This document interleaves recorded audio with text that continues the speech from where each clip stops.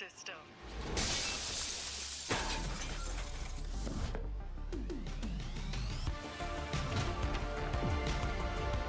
Alright, let's do this. Once there was a hunter who saw what others could not. With a magic case in her backpack, she roamed with wild abandon into the great unknown. Her gaze inescapable, her reflexes lightning fast. When armies swarmed, she went through. With eyes open wide, hands steady, holding, watching, capturing everything in sight.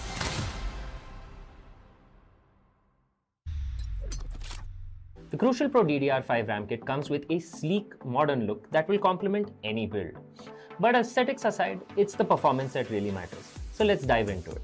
The default JEDEC timings are 46, 45, 45, but it does come with 2 XMP and Expo settings for those looking for a little more performance. With XMP 3.0 Profile 1, you can push the speed up to 5600 megatransfers per second. If you prefer a slightly lower speed but tighter timings, Profile 2 offers 5200 megatransfers per second at 42, 42, 42 timings. We've run some benchmarks and stress tests to give you an idea of how it performs. In general, dropping the speed and tightening the timings with the second XMP/Expo profile yielded better results for us on our test system. Paired with a Ryzen 7800X 3D, we saw anywhere from a 1 to 5% performance bump depending on workloads. All in all, the Crucial Pro DDR5 64GB RAM kit by Micron is a fantastic choice for first-time builders and enthusiasts alike.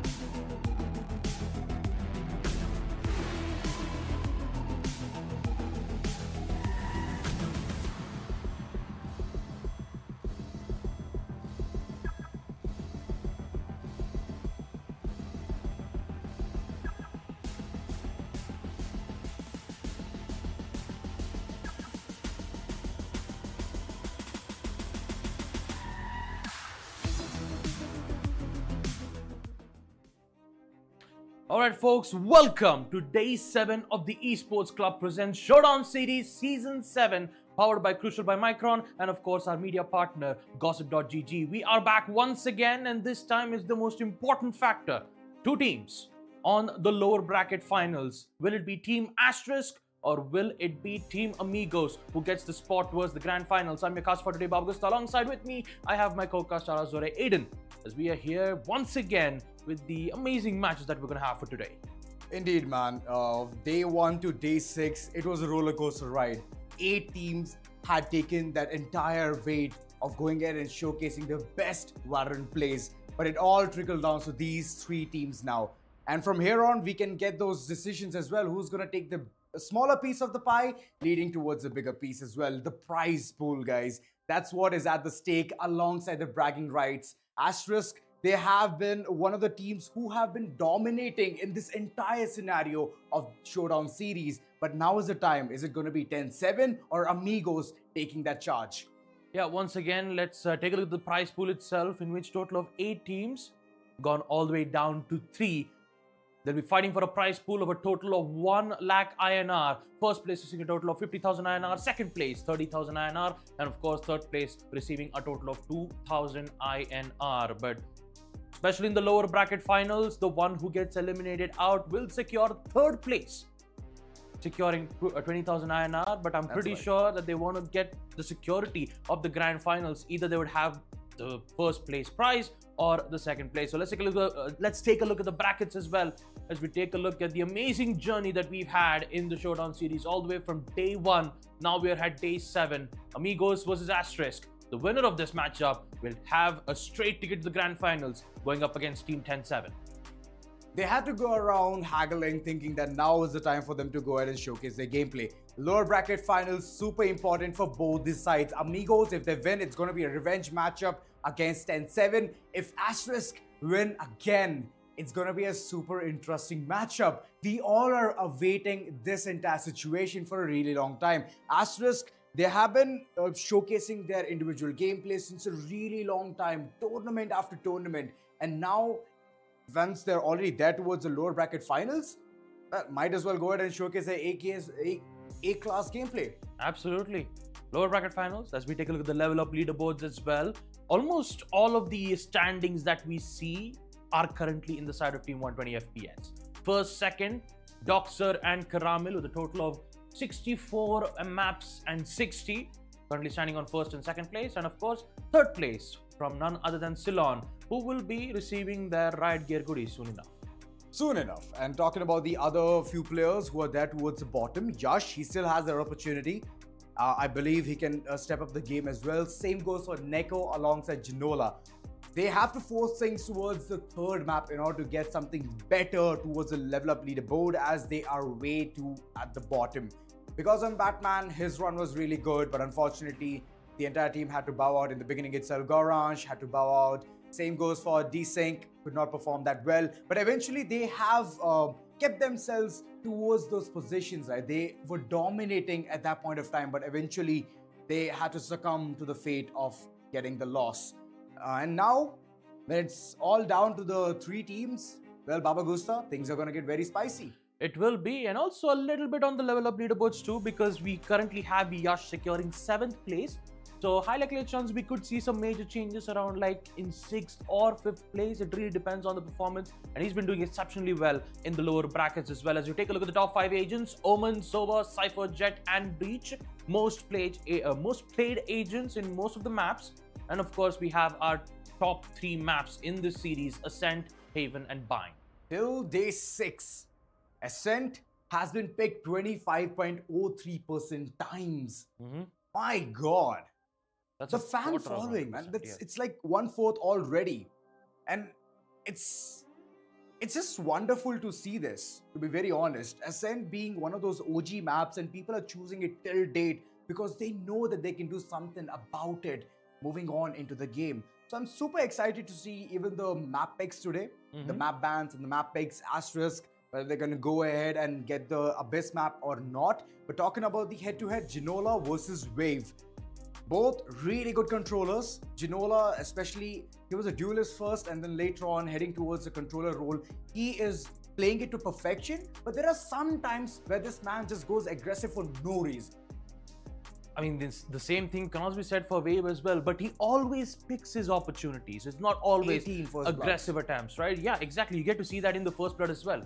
18 first bloods, 138 KDA versus 67. But also, let's take a look at the top 4 players standings in Season 7 of the Showdown series. Of course, we had 2 players, both Tricky and Paradox, securing 2nd and 4th place of the top 4 players. Now, maybe in today, we could see some changes from that as well. Yeah. The top 4 players, they have been performing their level best, but 10-7 is one of those teams who are currently having one player, Tricky, towards the top 4 players. Earlier to this, I believe it was a one-sided domination, couple of players from 10-7, but they have been dethroned. Amigos Esports, Cyrax is there alongside Yash from the likes of Asterisk. So player to watch is for sure gonna be both of them. Yeah. Either of the side. And Chompa, even though the entire team is gone, untitled, he's still there, man. Look at him. Top 4, he's maintaining that top sweet spot. Yes, especially in the upper brackets where he made his presence known, right? MVPs after MVP securing the top spot. Even though he's eliminated, roster still secures the first place in the top 4 players in Season 7. But when it comes to 4th spot, there's always those minor changes, right? Sometimes it's Paradox, sometimes it's Yash, and maybe Yash might end up securing 3rd spot as well, forcing Cyrax to be in the 4th position. I believe Chompa needs to be at the other side because I could see the kills coming in from Tricky, 131, 107 from Cyrax, but I believe it's according to ACS, so Chompa deserving the 1st spot. Absolutely. And yeah, as we take a look into our next statistics, which will be an important one to look at, it will be player spotlight. Juggy, this man right here has been making waves for the side of Amigos, not from the side of Asterisk. We still have Wave as the controller. He's been making his own control plays that could help a lot. But yeah, Juggy, 76 kills, 7 first bloods, and 30% headshot. 30%. Round it off, make it 31. The overall, even Juggy, being the initiator, has been doing a lot of heavy lifting for the entire crew of Amigos. And I would love to see it. How well can this entire team function at the very end? Amigos, previous to this, that big loss of 13-0 on the map of Haven is for sure going to startle their entire confidence towards Valorant itself, the entire game, because 13-0, even though there was one ray of hope of getting a single round, that also was denied in the pistols.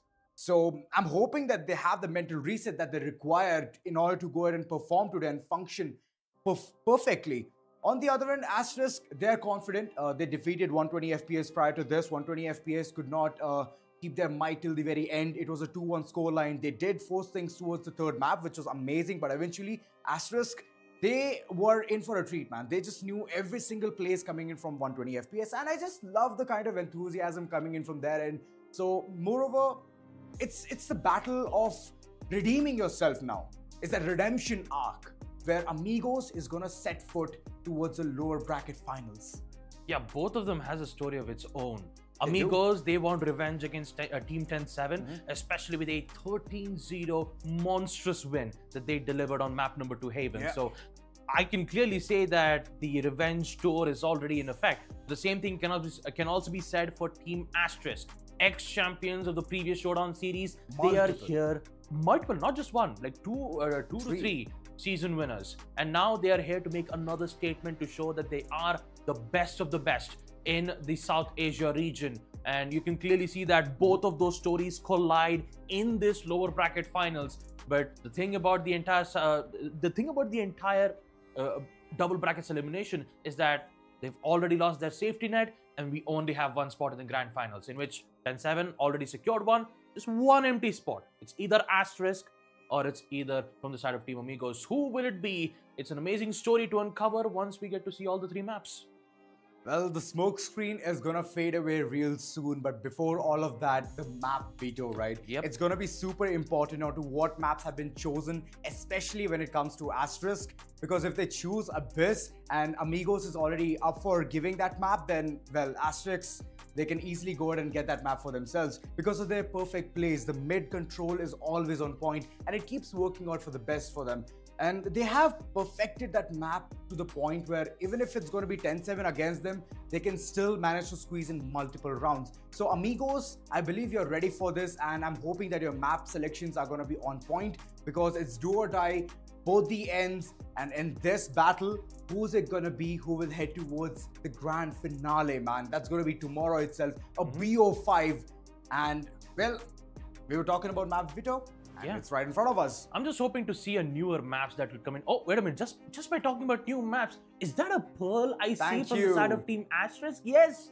Second map being on second map Haven picked from Asterisk, and of course we have Team Amigos going in on map number 1 Haven. Okay, interesting choices of map selects coming in from both the sides. I'm just loving the enthusiasm, man. We are just here to spectate and enjoy the entire moment, and alongside just create those kind of perfect stances as well.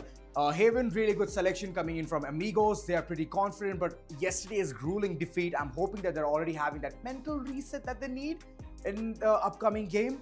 Asterisk, well, this was out of the box, man. I just love it whenever the hat is like unleashed, and all of a sudden you're taking out one chit saying that now it's gonna be Pearl, and Pearl is that perfect map to bring into the picture, because it hasn't been played not a single time in this entire tournament. And thanks for listening to us, Asterisk, and it's a treat. Yeah, it really is a treat. And for the side of Team Amigos, let's not forget, 10-7 went 13-0.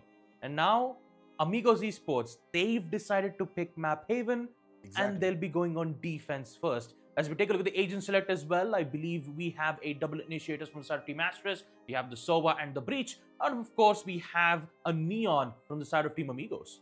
Neon with the double initiator as well alongside. Here's the thing, right? The Sentinel role, it has been swapped.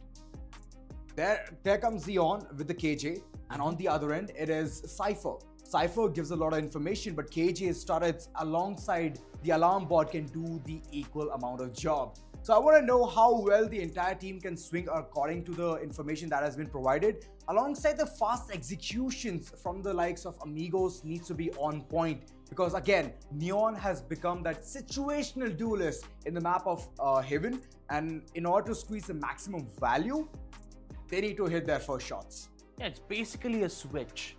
Exactly. On most of the maps. Every time you see a Neon, then that means you need to change your strategies accordingly to the duelist.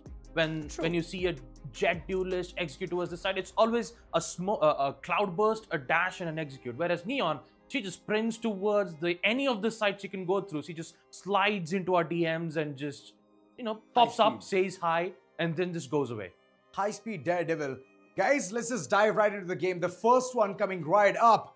Asterisk versus Amigos in the map of Haven, where Amigos, they have chosen this map right off the bat. And after yesterday's defeat, I'm hoping that they have that mental reset that they need to go ahead and perform their level best. It's do or die for both the sides. And from here on, we will get that first decision onto who's going to head towards the third position and secure 20,000 INR. Yep, and once again, Factoid, it is so good to see you. Defenders often have a significant challenge because they have to guard 3 different bomb sites, making it harder to defend. They must split their forces carefully between sites and rotate quickly when needed. That is the magic of Haven. And that's the reason KJ is used, or Cypher, let be. Yep. The inside, it needs to be on point. Alongside them bringing in Sova as well will give a lot of information. But here's the thing, right? People have perfected this map for so long that they know where the recon dart is going to head towards. Unless you know the right geometry or trajectory of the recon dart, you just need to start working things around. I've seen people be so creative that the recon dart heads towards the gong area in B. And that's one of the impossible things to clutch out. Yep.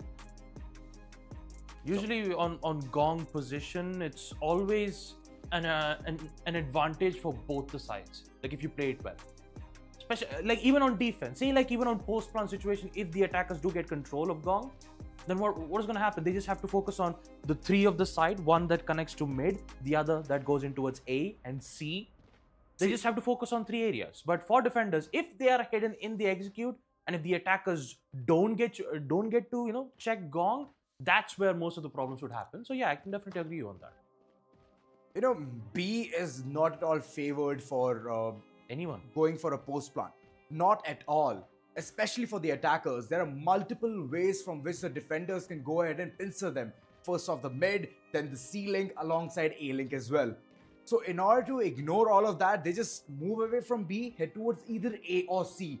These are the two places which have been bombarded, except for the desperate measure times. Where you just want to go ahead and get a quick plant, you can head towards B and secure the 300 credits in your pocket. So overall, it's a very anticlimactic moment for the attackers to go ahead and be there.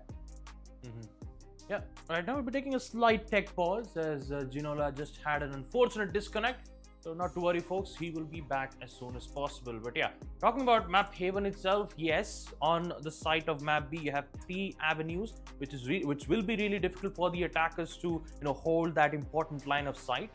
But once they have control on towards Garage, the attackers basically have a choice, right? Either they could head in towards B or they could go head in towards C, where maximum amount of post-plant situation heads in those corner sites, right? The A and the C. B, not a lot. It's usually in certain situations. But yeah, I just have to wait and watch. C-Long is a very good position for the attackers though. If they have the man count advantage or even one man is playing, he can create a lot of difference. But it just needs to be their kind of plant. Other than that, if it is hidden right behind the boxes, even the Ghost can't do anything. Sheriffs, yes it can. Vandals, yep. Guardian as well. But again, when it comes to the first round, right, you don't get any of these weapons. You do not get your weapon of choice. It's either you go ahead and full-fledged buy a Sheriff with no utility, or you can just save it up, get a half shield, couple of utilities, and just rock the classic. So in either which case, we are seeing Wave going ahead and getting that half shield, and Ginola will soon be in the game. That's what we have been notified. Yeah. And I'm hoping that he's going to be back, because it's a very interesting matchup. Yeah, it is. It is the lower bracket finals matchup. The winner of this will have a spot at the grand finals, going up against 10-7 in a best of 5 matchup. So even though if we won't see Abyss or Pearl or Breeze, well, you have no other choice. You have to pick all 5 of them, right? In a total of 7 maps, sure, they can ban 2 maps, but that's the only 2 maps that they can ban. The rest of it will be played nonetheless. And also for the viewers who are watching the stream as of now, there is a giveaway that is happening here at the Esports Club. All you have to do is connect to just head in towards the Instagram socials of the Esports Club and comment Valorant in any of the stories to get yourself registered and have a chance to win 2x 1000 Valorant points. Well, stories, guys, stories. Instagram stories of the Esports Club, not any of the posts. Yeah. Not the post. Please refrain on doing that. Stories. Just type in Valorant. Oh, alongside, there's another giveaway going on YouTube as well. Yeah.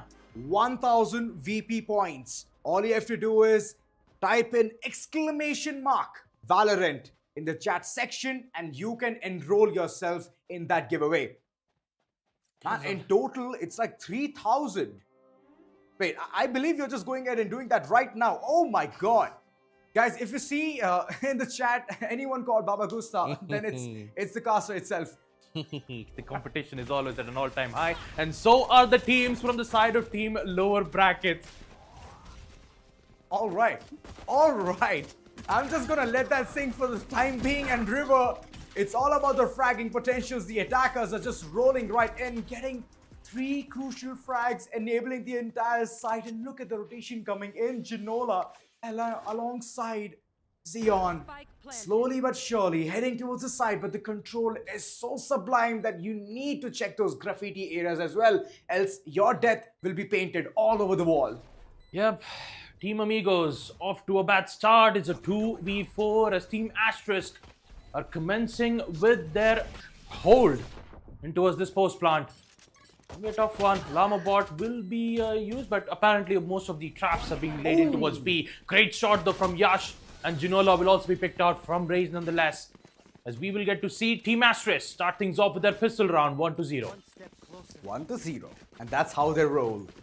Getting the bonus, enabling the post plant, will make them looking filthy rich against the opponents, the defenders that could not do anything but get 1 frag at the bare minimum.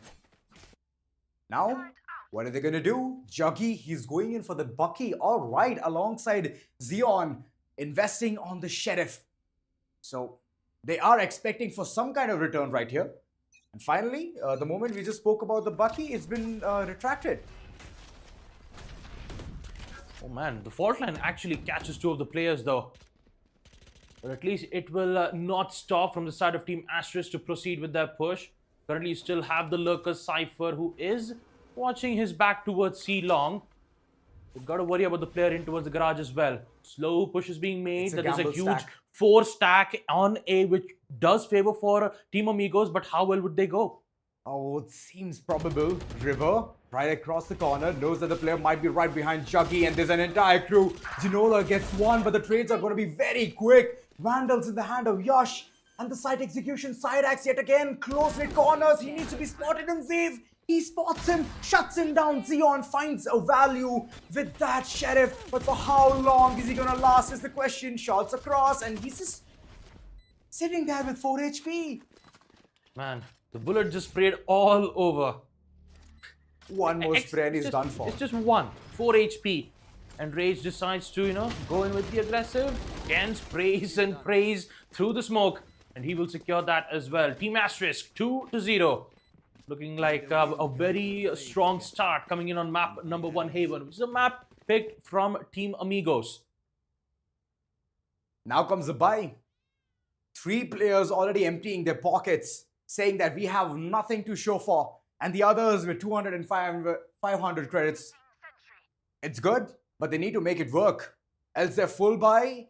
If it gets denied, then Asterisk, they're going to run around with yet 2 more rounds. It can be very deadly. The gamble stack did not work in the previous round. I believe this time Ginola, he's ready. All of those guns blazing towards Site C.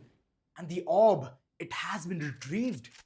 That's a good call coming in. Mid control on point. For now, they are not being that aggressive team out there. And in the midst of all of that, Cyrax just casually getting the insight towards lobby, and he's heading all the way back. Yeah. Wow. Okay. this- Juggy. Hands are cold, I believe. Yeah, the pick will be made then. This time it will be Yash. Once again with a really good execute, but Cyrax just catches Sova off the act. Wow. A second kill from Yash as the Hunter Spirit won't be available. And here comes Neko with an impressive headshot to eliminate the Jet. But the damage has been done. Icarus does the work as well towards the side. So is the second to take out Xeon. It's all up to Ginola. Teleport towards the backside, read like a book. And Wave will be there to get that headshot as well. And with it, we will see Team Asterisk 3-0. As the bonus round will be in their end. As we take a look at the replay once again, Rage was just so... He was so focused on getting the recon bolt towards the site. And all Neon had to do was just find the opening. He eventually did that. But there was a lot of players pushing in from the same exact place. Not being able to get out. And in round number 4, well, back in the eco rounds. Eco rounds all across. The full buy has been denied. And this denial is gonna sting them like a bee. Xeon, yet again, desperations all across to get those 1 taps with the Sheriffs. Early mid control, but look at the entire choo-choo train. It's heading towards side A itself, getting all the information, all sorts of an Icarus. Good for 1. Knows that the team is gonna be a bit antsy and aggressive at the same time. Yash, what's he gonna do? He knows that the player might be right underneath him. There comes a shutdown, and River, he shuts the arch nemesis down. AKA no flashes, nothing to play around with, and Sheriffs. I believe the gamble stack would have done justice to all of these half buys coming in from their end. But no, it's a complete A side given up for the grab to the attackers, and still no solid footing coming in from Amigos. Tripwire right in front. Cyrax, he did think that he was the sneaky one, and Icarus, he was just waiting for the right time and the right place. Yep. And it's just Ginola once again, left in a 1v5 with a Sheriff in hand. It's an impossible task. It's a 1v5. Flawless round win coming in from the side of Team Asterisk, as the thrifty round won't be able to provide at least some good advantage in their economy. So we will see Knight Rider, I believe that is the coach from the side of Team Amigos, go ahead, takes a timeout, and understand and make them understand the situation that they're in. They're in the lower brackets, they're about to be eliminated, and looks like history is repeating itself just like the same matchup then they went up against Team 10-7. They're not able to decide what needs to be done. And also, it's the same agent pick up against Team 10-7. Indeed. But that time, it was the experienced players out there. Yeah. All-star roster, who they went against. They got decimated, yes. But I don't think so they've learned anything from it. Till now, it's all silence from their end. 1-1 kill from each player from the likes of Amigos. Showcases that nobody is winning their individual duels, especially Juggy. When it came to that round where they had full buy, Juggy hit the snooze button. He whiffed on the owl drone, hence notifying that his aim is that shaky. He needs to warm himself up. I mean, use those heaters. I do get it, it's a winter season. But here's the thing, it's a do or die situation. You lose, you get the third place. You win, you at least secure the second place, aka 30,000 from the prize pool. And my oh my, I'm just waiting for the actual revenge matchup. Yeah. Amigos versus 10-7.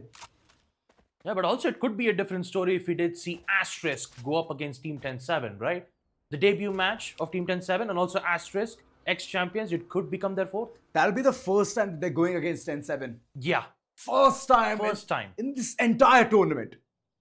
Because exciting. Exactly. Asterisk lost in the upper bracket matchup. They went towards lower brackets. They survived the whole entire matchups in lower brackets. And now they're here with one final match. Ginola once again, good peaks, but not the confirmation of the kill. 4 HP remains. So is the Hunter's Fury that will catch Ginola off the act. Oh Taking my out god. the players, but also denying the opportunity. But this time, Xeon gets to take out Yash. Their attack dismantled just a little bit. But how can they hold on in this post plant? Cyrax way too deep in, and he gets the frag onto Wave. No more controllers from either of the sides. But it's Asterisk who's currently facing the wrath of the opponents. Finally, it feels like the team has already woken up. Cyrax, his deadly endeavors might take him right off. He needs to take a step of caution and then assess the situation. Both the players way too low. The trades are coming in. Cyrax right around the corner. He's going to hit his shots and get the third on board.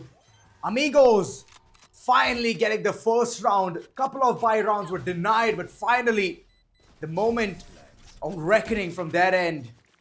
Scoreline 4-1 as Amigos, they have embarked a journey to Wild West. Yeah, a well-needed flank as well from Cyrax. He was there from Asuas. He just sprinted all the way towards the, all the way towards C Long, taking out both the controller and providing pressure towards C Long, making the side of Team Asterisk worry about 2 lines of sights, which is really difficult to handle out, especially in post plant. All of them were all the way from the backside, right? Hunter's Fury was used really early to get the confirmation of the kill. But wait a minute, Cyrax increasing the acceleration of speed as he gets to take out Yash once more, as the timeout is proving to be so effective from the side of Team Amigos. Really great facts coming in. There goes the duelist. Duelist gone. But Cyrax, his HP is way too low as well. One shot away and he's gonna be dead. Has the overdrive, can commit it in order to get the rounds for the team. This man has been performing the previous times as well. High speed Daredevil to get all of that inside. But look at that smoke screen right in front. Way too low HP Wave. He needs to run away. He needs to skedaddle. The control is not there towards side A, but there comes the investment. Wait a second. Before all of that, it's a really good call to withdraw the ultimate Rolling Thunder, as they still need to seize control. Icarus heading towards mid, creating a lot of deviation. This is big coming in from their end. And all of a sudden, look at the flush. The defenders, they think that it's going to be a B execution. Yeah, you still have a flank from Amigos though, so the flank from the Omen needs to be really quick. But they're having some problems towards A. They're not executing towards the side. They're falling back. Time is running out and Ginola finds the opening, and that's a crucial one. They've handled out mid, and now they have the exact idea of where that execute is happening. post plan it Lovely. is, but River comes back with 2 kills. 2 impactful kills, equalizing to a score count of 3-3. From the shadows available, he can head towards the Haven area just to go ahead and surprise the opponent, Ginola. Paranoia in hand, Xeon, he needs to play like a perfect pendulum and swing at the right moment. There comes the Paranoia. The execution needs to be on point as the corners. It's going to be trial and tested. Juggy on the other end, he was good for one, but Rage right across the corner. He's going to shut down yet another play. It's a trade coming in real soon, and there comes Wave swinging and getting yet another round. 5th on board for Asterisk, as they had a lot of questions to head towards A, but Icarus, my god, a good endeavor towards mid, created a lot of chaos. Even though he got traded, he did the job. He got it. Yeah, Ginola did an exceptional job. The timing was also perfect. Just when they removed Icarus, the attackers only had 20 seconds for them to proceed with the post plant. They had no other choice but to push in towards A. But wait a minute, let's just focus on this round as of now, as the acceleration has been put to a halt, as Yash and Wave are just angry at this moment. 3 kills already, as the side of Team Amigos are losing grasp of this round as well. Broken buys in just Sheriff's wall banks towards the head from Icarus. And Juggy, the last man standing, having a Guardian in hand. I believe this wasn't an eco run. They did buy a certain weapons, but yeah, this is a huge blow to the back with Team Asterisk still being in the lead. It's a broken by coming in from their end. Checking all of those corners. River waiting right across. The flashpoint was on point, but unfortunately Juggy is not in the radar at all. Can be a flawless coming in, but nope. Juggy says not this time. Denied 1 weapon at the bare minimum, but they still have the money, man. The money is overflowing for the sides of Asterisk. And on the other end, it's Amigos who's facing the wrath. They need to somehow figure things out, especially in the round number 4. They performed so well, but all of a sudden, it's like they're deprived of getting those rounds, the crucial ones, which could actually decide the flow in mid-rounds. Cyrax going ahead for the investment, 4,700 credits. It might go down the drain or not is yet to be decided. And also, let's not forget, Overdrive was used in the previous round, in which Cyrax just went full on aggro. In just 1 concussion, no supports from his teammate Breach to at least provide him with a little bit of flashes of his own. At least a fault line could have helped with the support, but I don't think most of them did hit, nor maybe it wasn't used. So individual pushes With as a access. duelist is not really, it would definitely not help, right? Especially on the lower bracket. So Spike has been planted once again, and it's from the side of Team Amigos, who still have all the man count, but the danger still poses from the side of Team AST. Good shots. I believe the retake might be phenomenal, but Wave in the middle of all of that did manage to get one. Juggy quick on the trigger. And one by one, Amigos, they're marching forward inside the site, going ahead for the defusal as well. Needs to be done right now as the Ninja is coming through. The entire team support from the likes of Neko is on point. And there comes the second, Amigos, with just 1 man loss. This is building the economy, finally. Being in the defensive side, you need to get at least 4 rounds. That is just to have a decent start. 5 to have a good start. 6, that's great. A risky a risky operative buy worked like a charm for Team Amigos. They really needed this win. But when it comes to the ultimates, Rolling Thunder, Lockdown, the Team Amigos, I believe that they have things under control, but it's always Team Asterisk who secures post-plant, and after post-plant, it's where Team Amigos should, they're the ones in which the time runs down, especially with the spike currently being in play, right? So you gotta ensure that they stall a lot of time, provide with some at least good man-con advantage. And talk about Team Asterisk, they're applying pressure towards Garage, trying to have a lot of presence, and that presence will give them the early pick. Yash taking out Ginola. That's right, Ginola out of the picture alongside the Neural Theft Xeon. Right behind inside seats a Lone Warrior trying to lurk within Icarus. He's taken right off. That's the Sentinel gone, but the information game is already so strong. The entire execution heading towards site A, and even the defenders, they knew about the shenanigans of the attackers. They have set foot inside the site as well. But unfortunately, It's that bit late. It's a post plant.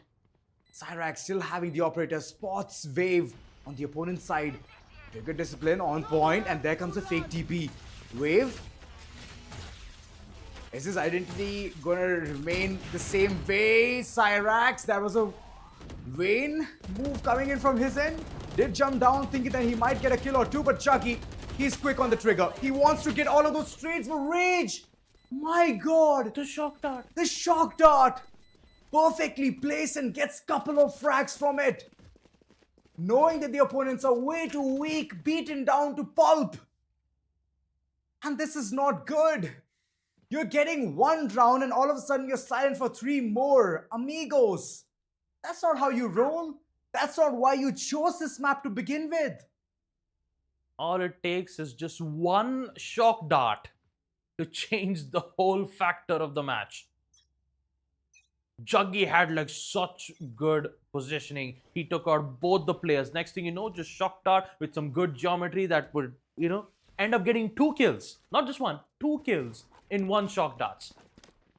Oh, Immediately giving the advantage from the side of Team Asterisk, and this will pose even much more dangers as the A side has been rushed entirely with just the pistols.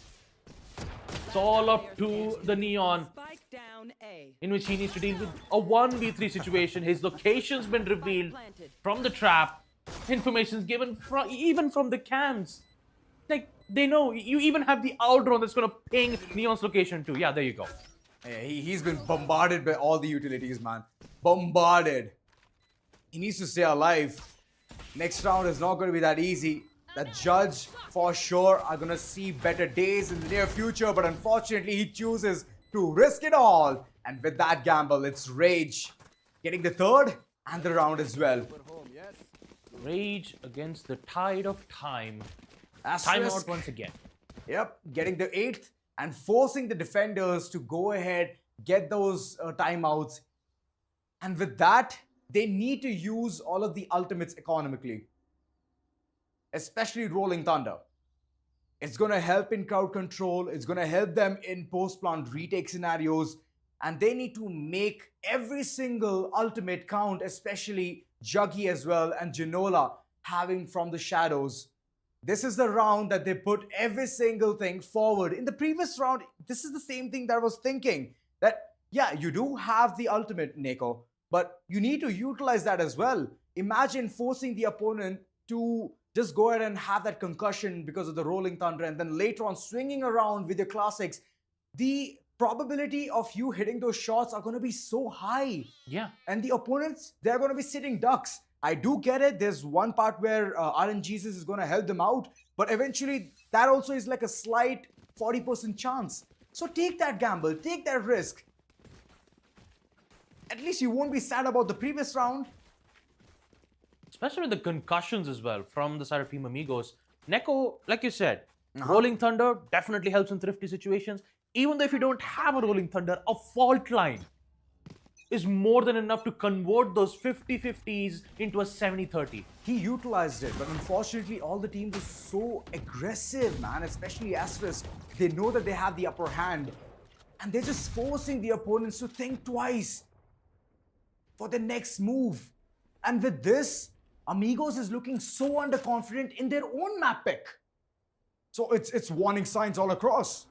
Yep, warning signs broken by Cyrax, attempting for a slide fault line, catches Cyrax, which will definitely halt the progress of their aggressive attempts. It looks like they're prepped and ready, both Neko and Cyrax. There you go.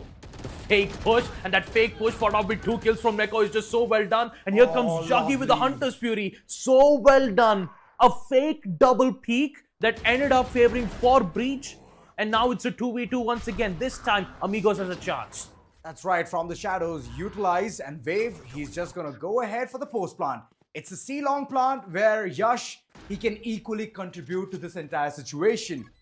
It's a conundrum. Xeon, what can you do? Your turret was placed right there, but right underneath your nose, there's the post plant coming in, thanks to the smoke. Angles held. Juggy, he has the Guardian. The penetration rate is amazing. They need to play to perfection. Last Here comes Paranoia. One player already taken right off. It's Juggy going ahead and doing that heavy lifting, but eventually Yash is gonna clutch it and get the 9th on board. With this said, Amigos, they have that buy coming in for this particular round. And alongside 2 big ults to work things around with. But this is the moment where I thought that Amigos might pull in this half buy or a broken buy from their end. But look at the post plant. Sublime. The utilization of the ultimate. Amazing.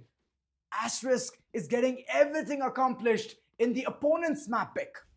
Yeah, I really admire the way how Amigos played that, you know, using the speed as basically a bait. But now focusing the last round of the first half, once again, early usage of the Hunter's Fury to ensure that the rotates from the side of Team Amigos wouldn't work out. Yash on the high ground, finds the target, doesn't get the headshot. He's gonna play it safe, post plant, a very quick post plant with the Rolling Thunder being available from both the sides. Rolling Thunder, but Cyrax, he's good for 1. There comes the Rolling Thunder. The entire team pushed Icarus. His position is very vital, very important. If he gets a couple of frags, it's all done for. The backstab is coming in. Chuggy right in front, and it's going to be gone. Icarus, my God, way to swing the pendulums towards your corner. And all of a sudden, this 2v2 seems like an impossible task to go ahead and accomplish, but that's a good frag coming in from Cyrax. Switchery of the weapons. Wave, last man standing, and he's far away from the set location. Xeon, way too close and disrespecting the smoke. They're going to get the 3rd round. 9-3, ladies and gentlemen. The first half is over. And Amigos, well, they need to get 6 rounds consecutively in order to get that equalizer, which is impossible to pull through. But you never know, it's 9-3. There might be an imminent curse. Man, the timing of Icarus's flank was just a bit too late. The opportunity was there. It's just that the timing of it was just so off point. But all in all, they did secure it. Icarus, realizing that the spike plant wasn't in the side, it was a little bit far away, that favored on the player, you know, the controller who was holding on the long ways. But yeah, talking about it, from the side of Team Asterisk, 13 kills to Rage, Yash, in the end of the first half. It's going to happen though from the side of Team AES. All 3 rounds were post-plant successful, you know, spike defuse. All 3 of them. Success, it's always going to come to those who try entering inside the site and get that post-plant secured right off the bat, forcing the defenders to think that now you have only 40 seconds. Go ahead and play your cards as soon as possible.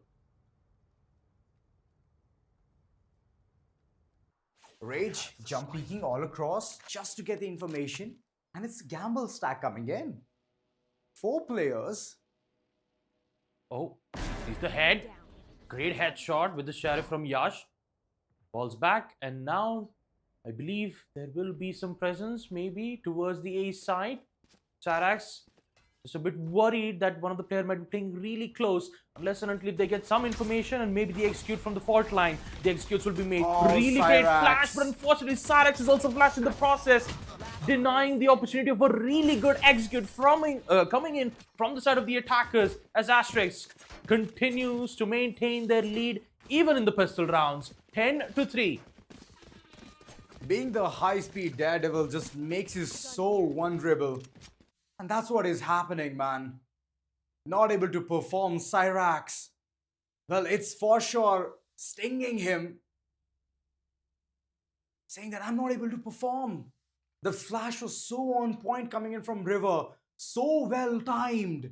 Every single one of them, except for the last man, is sitting at double digits from the likes of Asterisk. The trade potential is not there for the likes of Amigos. They need to somehow get themselves towards a positive mentality. Right now, it's just stinging them. There comes the entire information. And Icarus, man, as long as he's alive, you have no entry towards the side. Xeon, good for 1. He is tapping those heads. Good for him. Getting a couple of frags. He need to reload, though. Just 1 bullet in the chamber. And Neko on the other end. Weapon upgrades. 3 players versus 3. Defense. They are the healthy lads out there. And the weaponry is for sure favoring them for now. Yeah, look at Xeon though from the backside as Icarus gets 2 from the ghost. What just happened? Annihilation. I know for a moment there, Yash was just sprinting all the way from A long to C, hoping to provide some distractions. And then afterwards, I realized, wait a minute, Xeon is in garage. He might come back and try to neutralize the duelist, but turns out you didn't have to worry about it. Icarus just got 2 kills from the ghost, just like that, from the side. Ex-champions for a reason. The home was of Amigos, but it's Asterisk who are playing to perfection. Even the defensive side is gonna just get all of those rounds thanks to the earlier effort that they put in towards the attacking half. Yash way too aggressive towards mid, spots Xeon, and Xeon for now he's backing up. He knows that he's going to be in grave danger, but Rage, in the middle of all of that, the side axe has already been given away. Amigos, for now, they have finally found the footing towards A, and the execution is right upon there. Yeah, this time fortune favors from the side of Team Amigos as Xeon just patiently waiting towards spawn. I believe he hears some of the sides, and Ginola once again, 2 kills, looking really well, and a flawless will be given from the side of Team Amigos. 4-11. The match is not done yet, folks. But for the side of Team Asterisk, they just need 2 more round wins to be successful on map number 1 and head into map number 2, which will be Pearl.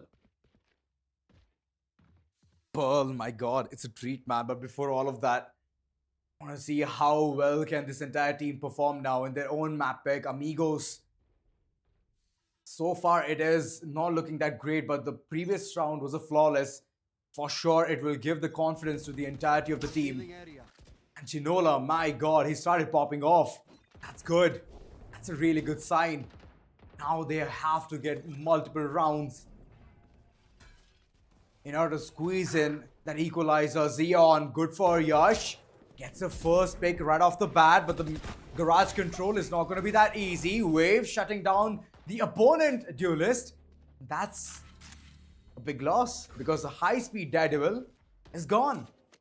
Yeah, but so is the Jet duelist from the side of Team Asterisk. So both the duelists are down for the count. And for Asterisk, all they've got to do is just hold their ground and stall time as best as possible. But turns out we just get to see the opening though from Rage. Taking out the Sova as well, a headshot. But once again, it's a trade. There is still a chance for the side of Team Asterisk to secure this round back, and looks like this could be it. River finds the opening, so is the backside from Wave, and with it, it's just 1v3 Xeon. We've seen a lot of great shots coming in from the Sheriff. Now would be the time to head in for those clutch. He finds one, needs to find the rest of the 2, but unfortunately, he doesn't have any information regarding this. Spike's been dropped at the A site, which means that there will be a lot of contestations that will be made in towards Heaven. Time is running out. He needs to be careful in towards the Heavens. He finds actually one more. This is actually doable. It is. Goes in for the post plant as well, but that Nano Swarm was played to perfection, man. Xeon, anticipating where the opponent is going to come from, gets the quad. And with that, a clutch. Wow. Xeon just playing it, giving that lifeline to the likes of Amigos. Very well played, man. Very well played. Knew that the player is going to be swinging off from Haven itself. And right after that, it was a really good read, man. Really, really good read. Yeah. A job well done from Xeon. The main thing that I was worried about was the Heavens and being able to secure that shot while using Nano Swarm to deny that second push for that trade was just absolute brilliance. And coming in from the side of Team Asterisk, they're back with the pistol rounds. Not the pistol rounds, the eco rounds. Just Sheriffs only, making it difficult for the side of Team Asterisk to secure this. And much more advantage towards the side of Team Amigos. That Cypher Tripwire is not going to do anything. Before it even activates, the player is going to swing right across the corner. Juggy, good for one. That's a nice pick right off the bat. No more drones, no more information giving, and Xeon, he's been caught snoozing right at the back lines. Side C executions, and with that, the tripwire has been disabled. That's a really good call coming in. Cyrax just rushing deep down, getting the side control, and a post plant is going to come upon real soon. Backstab though, there's no one who wants to attempt that. Every single one of them heading towards the spawn side itself. The rotation might be a tad bit more risky, and Yash, with that upgrade weapon that he got from the hands of Xeon, is going to help a lot in this particular round. Outburst moving inside. Yash good for one. Icarus, another frag coming in. One by one, the entire team is falling down. Last man standing, Ginola. He's stuck in this situation yet again. Good for one, but the second one won't be that easy. Wave swings across, and they win this one. Thrifty coming through. 12th on board, forcing Amigos to go ahead and take a chill pill for the next following round. Yep, Thrifty round is theirs, and Yash's shots from the Sheriffs did give them a really great upgrade that definitely helped with the execute. As this will be match point coming in from the side of Team Asterisk. 18 kills to Yash. And of course from Xeon, who made that incredible clutch. Unfortunately, it couldn't help motivate most of the players to keep securing multiple rounds. And Cyrax, the Neon main, who's been trying his best levels to secure those initial frags, has been shut down multiple times, and this is not looking good from the side of Team Amigos. Spike towards spawn. Late round executions are bound to be seen. Mid control is there for now for the likes of Amigos, and they're slowly heading forward, keeping the turret towards mid in the windows area to try and spot whether B side is one of the places that the defenders are playing or not. And later on, if they head for the executions towards side A and they find a lot of resistance, they can swing as well, as long as the turret is alive. But there comes the execution. The entire team knowing that there's just one jet holding the site is big information. It's very vital, but the resistance is going to come in real soon. There comes the information. Cyrax is inside the site, and Yash, still unknown. His angle is going to be very vital. Gets the first, the second one as well. That's a big blunder, and now the Hunter's Fury being committed as well. One by one, the entire team, they're getting pinged right off the bat. Icarus helping the entire teammate out. Juggy, he's the last man standing near the graffiti, and unfortunately, it's Amigos who could not get their own map pick. It's the same thing all over again. Yeah. Yesterday's momentum is still steamrolling forward, but in the negative way. Yeah, it's just the snowball effect is just not working well from the side of Team Amigos. They were just doing so well in the upper brackets, but yeah, like now they have to wonder, was picking Map Haven a good idea? Was picking the same agent, just like the previous one up against Team 10-7, was a good idea to pick up going up against Team Asterisk? I don't think so. And because of that, not only did they lose map number 1, they are. We also get to see Team Asterisk secure map point as well for the lower bracket finals. Let's take a look at the crucial moments as well and talk about the entirety of map number 1 Haven. It was just Asterisk all over the place. All over the place, man. Jet especially. My goodness. Good initiatives from Yash. Mid control towards the round where it was looking so impossible for them to get that one. Yash hits a banger of a headshot. Mid control denied. And that's how you roll, man, in the map of Haven. You need to deny the mid control. That's the place where the attackers feel more comfortable. Once they get the control, they can head towards either of the sides, whether it be garage or towards B, or from B, you can head towards A itself. So all of those movements, you can block them, and that's what was there in the heads of Asterisk all this time long.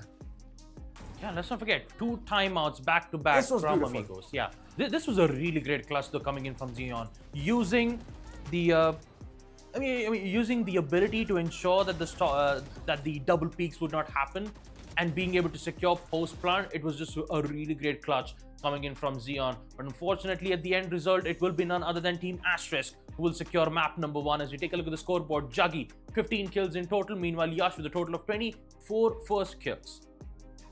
Oh boy, 4 first kills. All right. I mean, for sure it looks less, but he has given that advantage in 4 different rounds.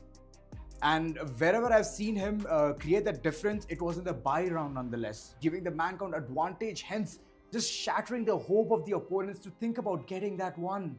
The defense side was completely obliterated. The attacking end also could not function that well. The entire team was thinking about that speedy execution. It did not work out as well. But for this man, it has worked out to perfection. That is the MVP of the map, aka Yash. Beautiful plays all across. 20 frags for sure. He's gonna stand tall in all of the fights and be crowned that MVP. Yeah, there you go. 20 kills, 4 first kills, 3.4k damage, and 38% headshot.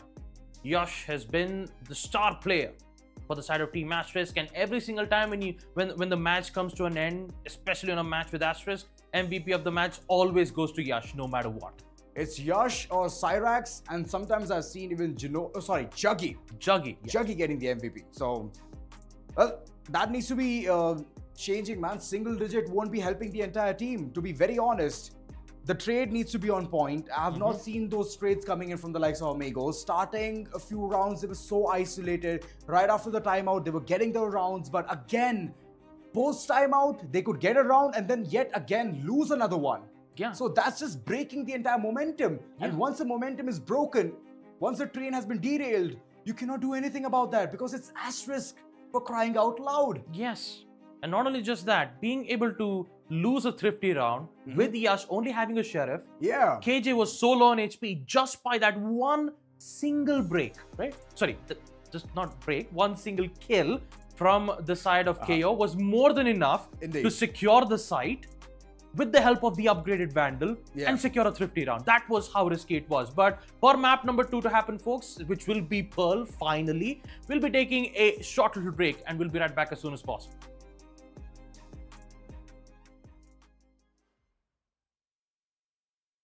Hello guys, this is AMIGOS.gg and with me I have River from Asterisk. How are you feeling right now? I'm feeling great.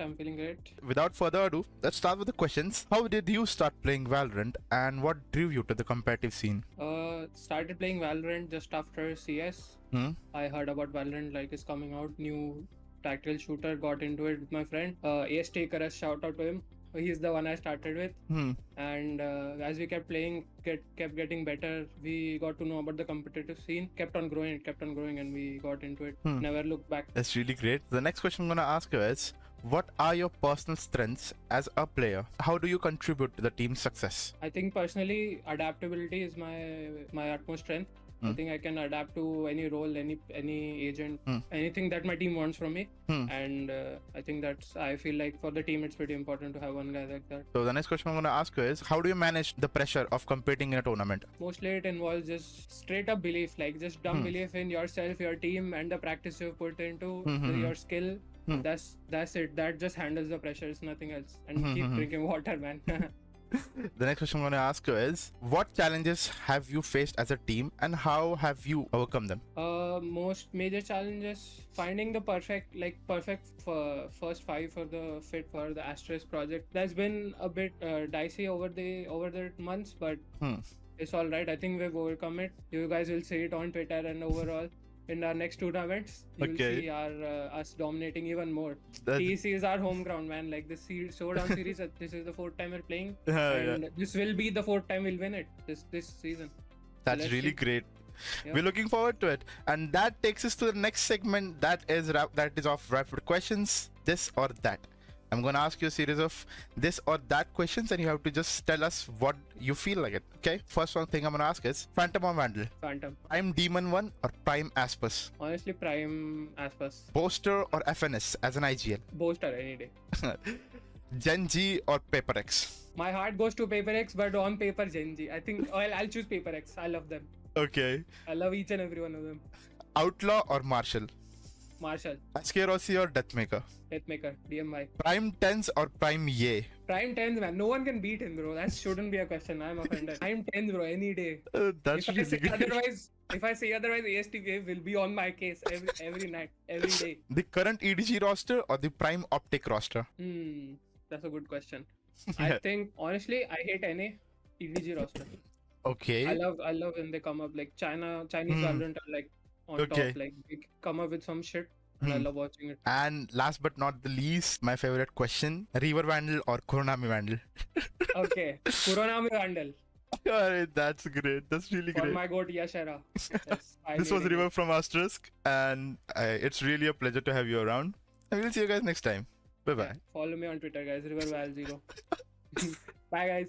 Hello guys, this is Gossip.gg, and with me I have Janola from AMIGOS ESPORts. How are you feeling right now? Yeah, I'm feeling fantastic today. That's really great. So without further ado, let's start with the questions. The first question I'm gonna ask, of course, how did you start playing Valorant and what drew you to the competitive scene? I started playing Valorant since beta. I come from Fortnite backgrounds. My friends really forced me into it. So yeah, really been enjoying since. Coming to competitive background, again, my friends forced me into it. Okay, that's great. The next question I'm gonna ask is, how have you prepared for this specific tournament or this specific season, as you are a familiar face around TEC Showdown? To be honest, we haven't prepared anything yet. We just go on the go. Hopefully we win this time. So regarding that, how are you managing the pressure of competing in a tournament like this? To be honest, I feel no pressure at all. Players are familiar. Hmm. Competition is familiar. So yeah, What do you believe contributes to the strong chemistry within your team? I think my team's strong point is that we never tilt. We never fight over anything. We just a bunch of bros hanging out, and yeah, if we win, we win. We lose, we lose. That's it. Okay. And what are your personal goals and aspirations within the Valorant competitive scene? Yeah, for me, I would like to achieve something internationally long term, but for short term, I would like to win Split 1. So now this brings us to the rapid question segment, where you have to answer this or that. Shall we start with it? Yeah, come on. So, Phantom or Vandal? Phantom. The EMEA circuit or the China circuit? I think EMEA, China's doing really good. Okay. Prime Demon 1 or Prime Aspus? Ooh, I'd say Prime Demon 1. Boaster or FNS as an IGL? I'd say FNS. The Champions Karambit or the RGX Karambit? Champion, obviously, it has the aura. The current EDG roster or Prime Optic roster? I'd say Optic, El Diablo. Killjoy pre-nerf or Cypher post-buff? I'd say Killjoy pre-buff, even though Killjoy died, the turret would still clutch. Forsaken or Texture? Ooh, I'd say Texture after leaving G is doing really good. Won a cup. And the last question, Genji or PRX? दिल तो PRX बोलता है पर दिमाग Genji. That's really great. So that concludes this video. Thank you, Janela, for coming to this interview. And Thank you. thank you guys. We'll see you around. Bye bye.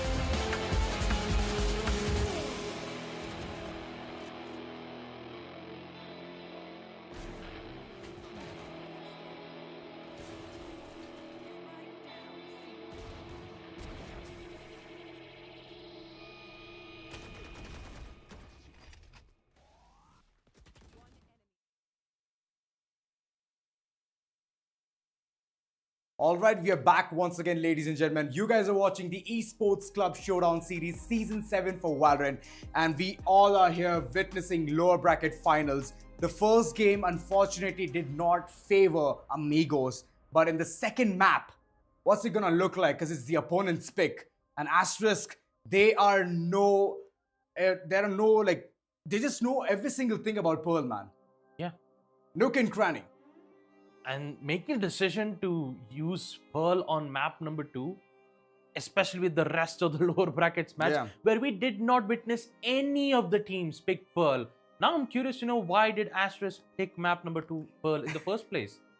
Like, what happened? Surprise card. Yeah, it's like a surprise card. It could have used on grand finals, but maybe they're just having a little bit of a practice on the lower brackets finals, because like I said, grand finals, it is best of 5. So even if they do ban Abyss or Breeze, you still have the rest of the maps to go through. So Pearl could be an interesting one, but also could go haywire if Asterix might have some difficulties in their coordinations, or maybe in the style of their agent picks and the counters that we might be able to get to witness from the side of Team Amigos. Because like we talked about, especially after the break, you did say that the double duelist composition, especially from ISO on the side of Team Amigos, it worked well hand in hand, right? That was previous to all of the season where Ginola was the duelist, but all of a sudden there has been a lot of role swap Cs. Ginola is controlling, and well, sometimes it works out, sometimes it does not work out. And most of the time, whenever I've seen the entire team function and be very confident, is when I've seen Ginola being the duelist. The upper bracket, so far, it was looking very promising from their end. But right after the defeat from the hands of 10-7, they have been forced down towards the lower bracket. And from there on, even Haven was tough for them. Yeah, 2 times we get to witness map Haven from the side of Team Amigos with the same agent, but with a different team. Yes. But the result did end up being the same, right? Asterisk winning map number 1, and right now, as we take a look at the agent select for map number 2 Pearl, interesting picks coming in from Amigos Esports as we get to witness a double duelist, Jet and the Reyna. Clove will be used as well. Double duelist composition from Jet and ISO will be picked from the side of Team Asterisk. Oh boy. All right, Juggy from an initiator role to the duelist. Yes, thanks to the previous game's performance, he is going to feel confident. But Ginola, he's going to be playing the aggressive Clove. For sure, not dead yet, needs to be, coming in as the ultimate again and again, because that's the thing that you need to do. You can place smokes right after you die. That's the best thing about Clove. But on the other end, once the controller is dead, the controller is gone. The 5 stars won't see the dawn of the daylight for that particular round. And I'm really liking the odds for the likes of Asterisk, to be very honest. ISO in the map of Pearl has worked out to be a boon for multiple teams, so might as well go ahead and rock it. Plus, you can see a wave going in for the Jet, so height advantage, verticality, every single one of the things are going to work out. Xeon and Icarus, they have chosen this time to be the arch nemesis. KJ, which is very vital to get that early control towards mid doors, where the alarm bot will be placed alongside a nanoswarm just to complement things. Yeah, and I believe Amigos Esports will be the first to go on attack first, and for Asterisk, defense on the first half.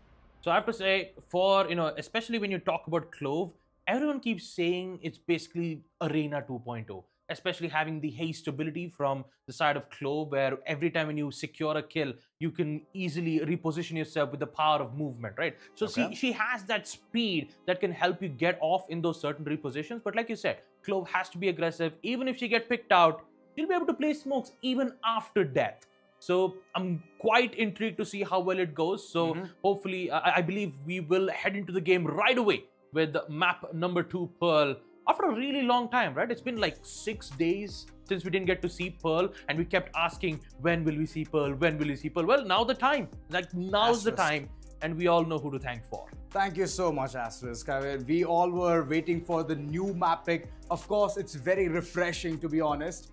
And refreshing. Exactly. That's the thing which I was going for. Clove saying refreshing, and it is, right. Pearl, it was chosen as the decider in multiple maps, to be honest, alongside the matches, and eventually they ended up doing it a 2-0. So Pearl could not be seen, unfortunately. But finally, in the second pick itself, Asterisk, Credit where credit is due. Thank you so much for the Pearl action. And soon we're gonna see who's gonna get that perfect victory. It's either gonna be flawless or a 1-1 equalizer, hence forcing things to a BO1. Yep, we haven't witnessed overtime at this point, right? Out of Never. almost all of the matches in the Showdown series, we haven't expected to see overtime. So Let's witness overtime today. In I this mean, map why specifically. not? I mean, it's the lower bracket finals. It Yeah. could be map number 3, so why not go all out? So let's not waste any time, folks, and head into map number 2, Pearl. Unlocked, Asterisk, winning map number 1. They are here to seal the deal of the spot towards the grand finals. Will it happen? Or will we see Team Amigos proceed to the deciders and ensure that the spot would be in their hands?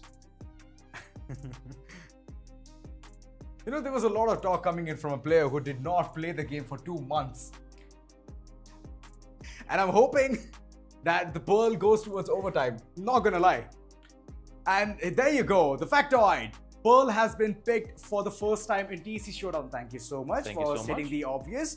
Series Season 7, and it's going to be a banger in this lower bracket fight. Oh, wow. We did not anticipate this information at all. And also, we have another factoid coming in. You know, it's like 2 in 1, Let's especially go. in a map like Pearl. Rapid fire. Mid plays a significant role in Pearl as it connects both bomb sites and offers multiple routes for attackers and defenders. And he's just removed because the match has already been begun, especially with the pistol rounds, and you can clearly see the aggressive attempts from the side of Team Amigos. 2 back-to-back kills, and with that, Icarus is the lone player left with a ghost in hand and not a light armor, so it's going to be tough. If he gets tagged in the head, he's basically gone, in which means already round 1 at the on the hands of Team AES. That was pretty speedy, man. Good executions. Amigos, off the bat.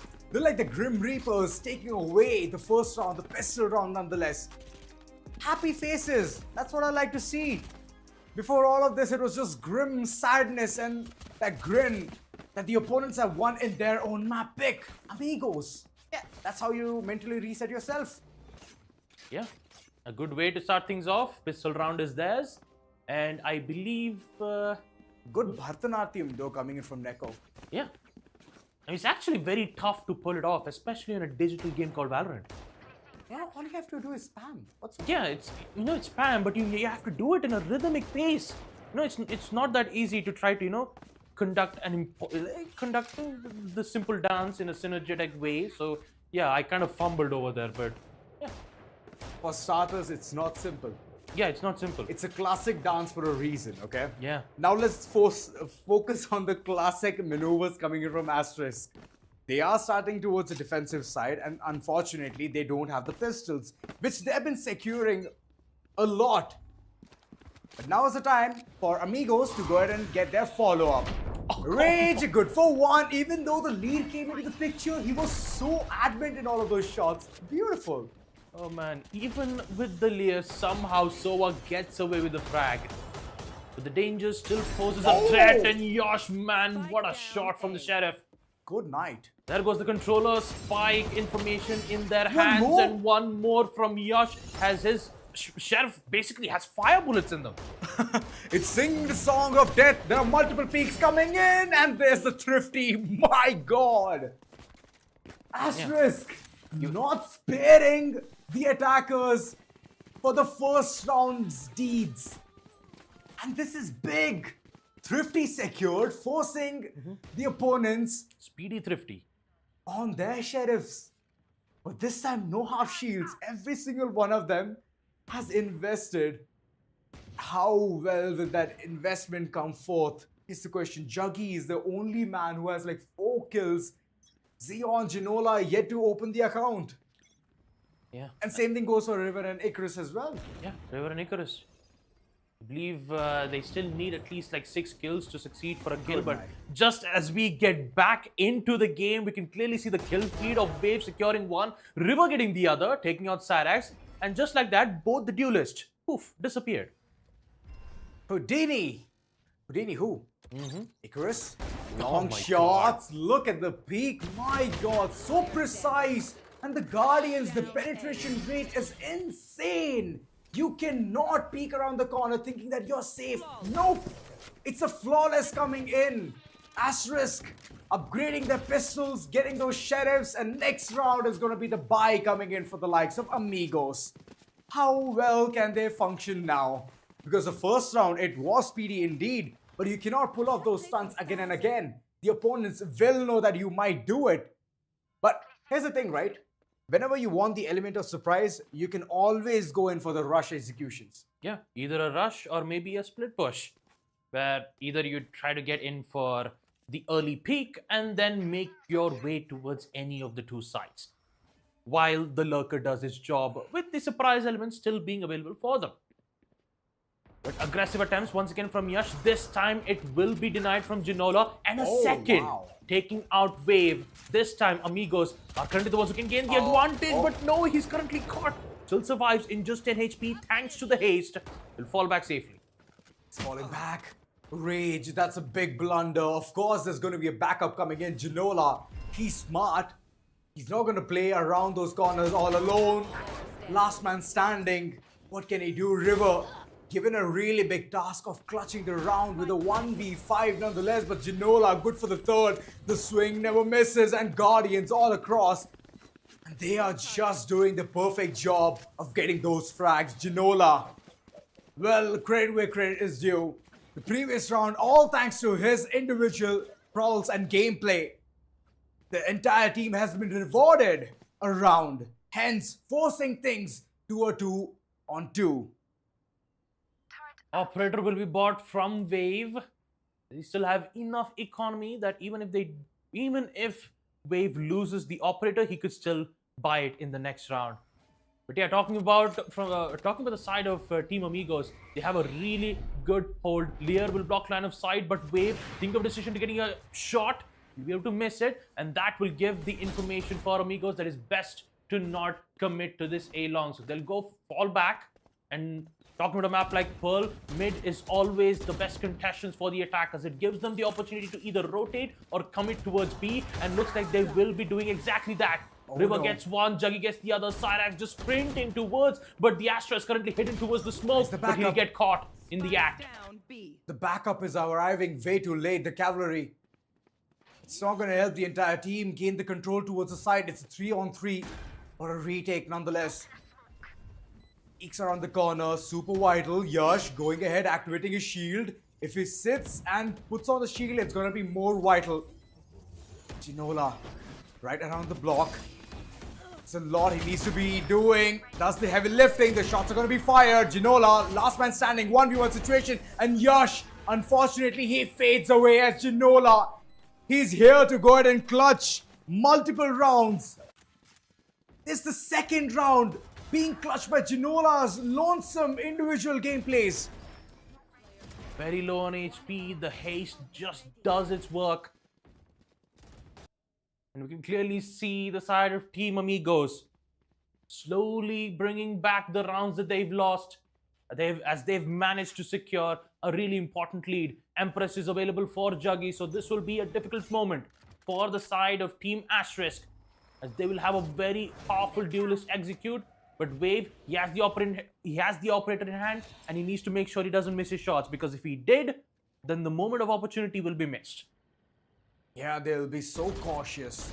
Not head towards the side yet again. And that switcheroo was so great in the previous round. The moment they heard those operator shots, they knew that Wave cannot traverse all the way from one side to the other. He does not have the gate crash available. He's a jet. Now, when the entire team is looking confident that they want to execute towards side A, they're choosing to head towards the gallery spot. Alarm bot triggered, information known. Cyrax, he was deep down there towards the staircase just to get that additional bit of information, but Icarus, he denies that information. Alongside, there is Yash. Yep, Yash could be the playmaker for Asterisk, as the ISO has been dealt quite a lot of important situations, clutch moments in post plant. Right now, for the side of Team Amigos, they have to execute, and they're making a decision to push in towards A. The smokes will be laid, so is the dash from Cyrax, holding their ground as best as possible, as the contract kill will catch the duelist off guard, stalling a lot of time and securing the kill in the process. plants will be made with the duelist down for the count. It is post plant for Amigos. There comes the Empress. Juggy. The way he's gonna be playing right now, it's seeming like it's a lot of tasks to ask. But okay, Chucky, he gets shut down. Empress is not gonna see yet another kill. Neko, good for the trade. There comes the Cosmic Divide as well. Dividing the entire attention. Isolating those fights are going to be super crucial. Right clicks of those classics, deadly as always. But one by one, the entire team is fading away. Wave goes ahead, gets that no-scope shot. Even though Ginola was not dead yet, he could not do much. No time was stalled. And there comes the third for the likes of Asterisk as well. It was important, it was vital, and they have kept things intact alongside the economy. Amigos, if they would have clutched the previous round, it would have been for the best. Juggy's ultimate could not, unfortunately, function like he thought. Man, Rivers is, once he got the Cosmic Divide from the kill, he just immediately went to the astral form and just clicked it. It was that quick. Cosmic Divide was in, giving much more breathing room for the defenders. All they had to do was just waiting towards the corners of the Cosmic Divide and wait for the attackers to make their plays. Yeah, talking about round number 6, once again, the power of weaponry in the hands of Asterisk. Mid control is not going to be there as Juggy, he yet again fades away. Neko still towards mid alongside his buddy Turret. If someone comes swinging wide, he can punish them for sure. Go for the weapon upgrade that the team needs currently. Status unaware, unknown about the whereabouts of the defenders. There is Icarus, way too close. And if he spots the opponent, it's going to be a big brunt force right at the head of Amigos Esports. There comes alarm bot. Peaks are going to be imminent. Icarus good for 2. The third might come through as well. But Ginola, he's running away for his life. For how long? As Icarus, he peeks around the corner, gets the operator as well. Even though it was taken in from the defender's side itself, from the hands of Wave, it did not see any shot coming right across. Could have potentially denied yet another weapon, but it is what it is. A lockdown available, Blade Storm available. Amigos, they just have one ultimate to work around things with. Blade Storm, I believe this was the crown after all for the side of Team Amigos, so they'll be having Vandals. But the way how Asterisk has been defending this side, it has been very difficult. And they have no other choice but to apply pressure towards A this time. Rage lovely spam. committing Lovely for a spam, securing to take out Side Axe. And the Shock Dart dealing massive damage to the players. They've secured the site, but looks like they will not go in for a plant. But this time, they're trying to stall time. Sneaky peeky like Yash, way too low on HP. Juggy gets a perfect pick on him. Instantly, he's dismissing himself and the lockdown, it has been broken. Xeon, his location is known for now, and Wave, he shuts down Ginola nonetheless. But still, Ginola can go ahead and place those smokes. It's a post plant. And there comes the first one right there. Neko right inside the smoke, plays it to perfection. 3v2. Where the Blade Storm can be the potential game changer, but the HP is way too low onto Wave. How well can he play this is the question. The opponent's lockdown is in effect, and that cannot be broken just yet. It's far away from the actual location. Juggy, good for yet another one. And Wave, he's running away for his life. Oh yeah, okay. just a jump and an alt click from the classic Neko. So, you know what? You're trying to run away? Well, guess what? Just jumps in. 4-4. Amigos, once again, great decision from them. They didn't immediately head in for post plant. They waited for the rotate just to dwindle out the casualties from the side of Team Asterisk. And once they realized that the damage has been done, then they went in for the post plant, giving them the advantage to hold their ground as best as possible and securing the win. Round 9. And the Blade Storm has already come in effect. Cyrax. Oh no. Just waiting around the corner. Juggy. Wave on the other end. Is there towards the boxes. Cyrax. Nanostorms is the only thing which is stopping him from that push, and Neko, that was a really good peek coming in, shutting down Icarus, but unfortunately Yash, he's always there to trade things off. It's a 4v4, yet again with control. It's dwindling, they've already flushed themselves out and they're heading towards side A now. The execution needs to be accurate as the information on the defensive side is way too crucial. Wave, look at him. Holding towards the sewers area, he knows that this is going to be the execution. Quickly running forward, lunging, leaping, heading towards the site. Yash, he needs to win yet another duel against Juggy, else things are not going to fall in their hand. Yeah, Hunter's Fury will be used to deny the plant as well. Rage, aggressive attempts as he's going up against the duelist Juggy. Very difficult to engage in the fight, but Yash finds one. Immediate trades will be made. Big Kill mistake. contract denied immediately. Post plant is made, so is the man count being in favor for the side of Team Amigos. Now River, he's back to the side, but he's been dealt quite a lot of damage. But you still have the crossfires that could definitely help in breaking out some certain lines of sight. Juggy with low HP, body shot would be enough, but here comes the trade once again. It's a 1v2, all up to River. 22 HP, pulls will be made, but no information. I believe he has no other choice but to fall back and fight for another day. And that's what he chooses to do. River, saving his Vandal for the next following round, and he just needs to buy those stars now. Man, that seems like an ordeal for him. Only 200 credits in his pocket. Well, for sure, not going to be favoring him that much. Except for getting that half shield. Oh, he goes in for the full? All right. The Cahoonus. Let's go. Yeah. I'm going to see. As the entire round is commencing, right? Amigos is getting more and more confident with their executions, with their side aggressions. And Juggy is playing that perfect role of getting those frags. And that's what you need to fear the most. The Reyna, who can fully function towards the very end. You get 2 seconds to get the information and then dismiss out.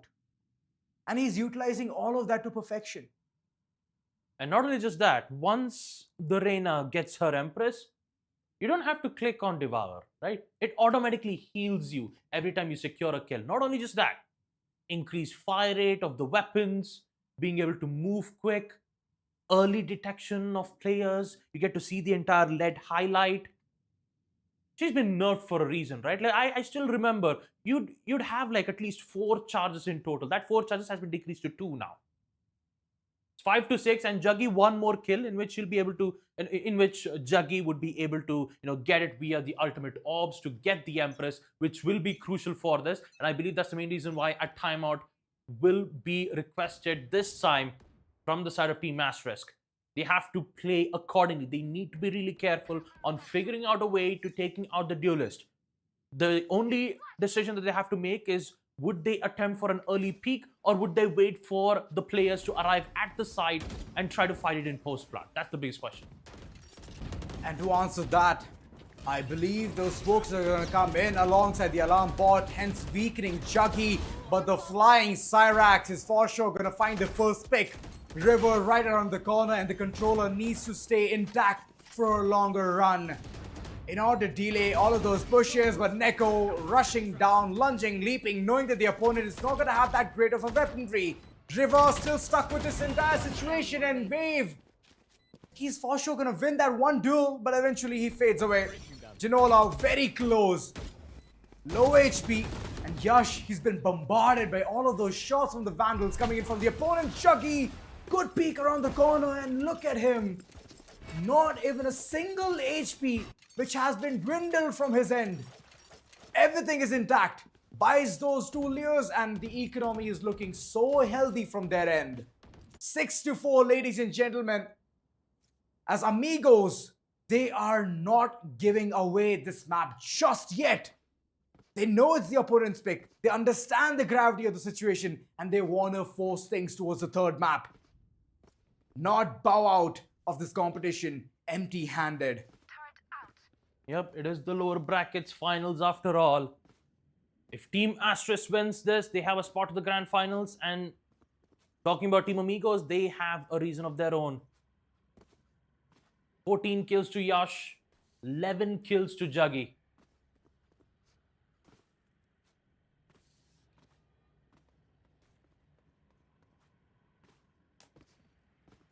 Single digits all across. And Juggy, my God, heavy lifting, man. Heavy lifting. Every single one of them knows that his aim is on par currently from the previous game. He was the only man who could frag out 15 members or 15 times against Asterisk, hence getting the role of Reina. And he's playing it to perfection, man. The dismiss is on point. He's waiting for 3 seconds, and that's when he's collecting the orb of the fallen opponent. Hence, giving him the time, the room, the space to go ahead and get additional information rather than just getting a kill and dismissing like a noob Reina. No, that's not the case. He's been working his things around. The timing needs to be immaculate, especially once they're playing this agent. And most of them don't play it well, but Juggy is just setting the perfect example. A really good example on a map like Pearl. And also the main thing that I was worried about, I was talking about from the Asterisk side. Yes, I understand that they picked on a map like Pearl, but the top 3 maps that's been played quite a lot in the game of Showdown series, Ascent, Bind, and Split are the 3 main maps that are currently being played here at the South Asia region, right? So changing the map entirely itself, picking on Abyss or Pearl or maybe even Breeze, it's more likely a risky decision. But if you've managed to understand the whole map entirely and be able to create strategies accordingly that would benefit you, sure, it would work out. And Asterisk, they clearly showed that in second and third round. 2 rounds back to back. And with 2 rounds still remains to end the first half of the second map of Pearl, you can clearly see that the advantage still goes at the hands of Team Amigos. And also for the folks who are watching the stream, don't forget that there's a giveaway of 2x1. A lot of giveaways. A lot of giveaways. Not just like we have 2 into 1000 Valorant points. All you have to do is head in towards the Instagram socials of the esports club and comment Valorant in any of the stories. I mean, when it comes to the stories of the Showdown series, don't forget to comment Valorant to get yourself registered and have a chance to win 2x 1000 Valorant points. And also, there's another giveaway that's actually happening right here on stream. On YouTube, that's right. ! Valorant is how you can enroll yourselves in that giveaway. And it's 1000 VP points, guys. 1000 VP points. You can get the battle pass. Yeah, a battle pass. Just, what are you waiting for? Just go ahead and make sure to add ! Valorant on the YouTube chat and get yourself a chance to win an amazing giveaways. But as we focus on the match as of now, Rage, I believe he was the one who was disconnected. He's back. And now, you just have to wait for the ready confirmation from the side of Team Asterisk. And once it does, we'll be able to continue the matchup as expected. I'm trying to find the Easter egg. Wait, in a set, there's this one man who's holding the pearl on top, right? Yeah. I believe it's from the map Pearl itself. I believe. Yeah. Okay. Could we get the drone view of that production? I mean, the only Easter egg that I knew was on map Icebox, where there's this little cute plushies called as Poro. Poro is basically it's like a cutie plushie, a companion in the game of League of Legends, where most players got to play in an ARAM match called as the Howling Abyss. So every time there's like a 5v5 ARAM matches, you get to see those Poros and you get to give them some snacks. Just the Poro grows in size. Wow. Yeah, it grows in size. Does it say I am Groot? No. It just grows in size and it just explodes. Why would you feed it then? It's ARAM, it's 5v5, it's called all random, all mid for a reason. But yeah, that was a secret Easter egg on Icebox. On Pearl, I believe there might be some Easter eggs regarding to other Riot games, but not quite sure. Like, I still haven't found any Easter eggs just yet, but yeah. Hey, you need to explore more then. Yeah, I have to.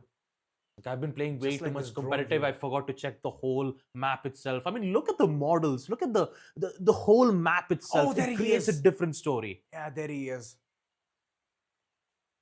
But I believe Phoenix is going ahead and utilizing his running back. Yeah. Run it back. Yeah, but okay. They need to run back inside the site now and Yeah. understand what's going on. Technical pause still there on us. I want to see when the entire banner moves away and the clock starts ticking. 10 seconds. And from there on, Amigos yet again having the Empress mode. The likes of Juggy. Look at that. How fast it keeps recharging. And the only task is to frag, to keep fragging. It's just 6 ticks away. That's it. You unlock your ultimate. You are just running ham. It does not end as well. Yeah, Thanks to a recent patch. It's earlier on it used to end right off. I mean, once you activate it, if you stall for too long, you don't get any kill. The bar keeps going down to 0. I'm missing those old days. Yeah, it almost had Reina's Empress had almost a duration of about a minute and a half, and now that's been extended to like infinity. That just means that you have the entire round control. To be very honest, a minute. So right in the starting itself. Endless devour. Endless devour, endless dismiss. Like you can just get a kill, just dismiss to a different position, and you can just keep steamrolling it. A devour, actually, the moment you dismiss, right, everything comes in the same picture itself. You get healed, you get your shields back, and that's the Reina shield, not the actual shield that you purchased. Shield, so those are things. Still tank a headshot. You can always. Yeah, every time when you get dismissed, like with the Empress, Reina is still a powerful agent, but unfortunately on some certain maps, they'd prefer to have high mobility agents, like a duelist. A duelist like Raze or Jet, which can quickly enter into the site. And that's the only problem that Reina does not have. Reina has a lot of sustain. She can sustain in the battlefield in the site. She doesn't need Sage. She doesn't even need Sage. But the thing about Reina is that the way how she goes in for the execute is just she throws a layer and she pushes in. Right? It basically ends up being an easier way to focus on that one important line of sight. You can easily predict and get a shot. Right? But for Raze and for Jet, if you dash in with the smokes, it's basically difficult to predict exactly where that dash has been placed. That's the first. Second from Reina, verticality. Have you ever seen a jumping Raze in which most of the players do get a headshot, but it's really tough to get that? It's really tough, especially when Raze is flying. I mean, I got confused for a second. You told Reina and then you spoke. No, I said Raze. It's rhyming words. You can't do anything about it. It's either Raze. Yeah, it's Raze, Reina. It has the same pronunciations. But yeah, like you get what I'm trying to say, right? Yes. Like you get what I'm trying to say, right? Yeah, I understand. Every single matchup that you've seen on Map Ascent, on Map Haven, it's always either Jet, Raze, or Neon.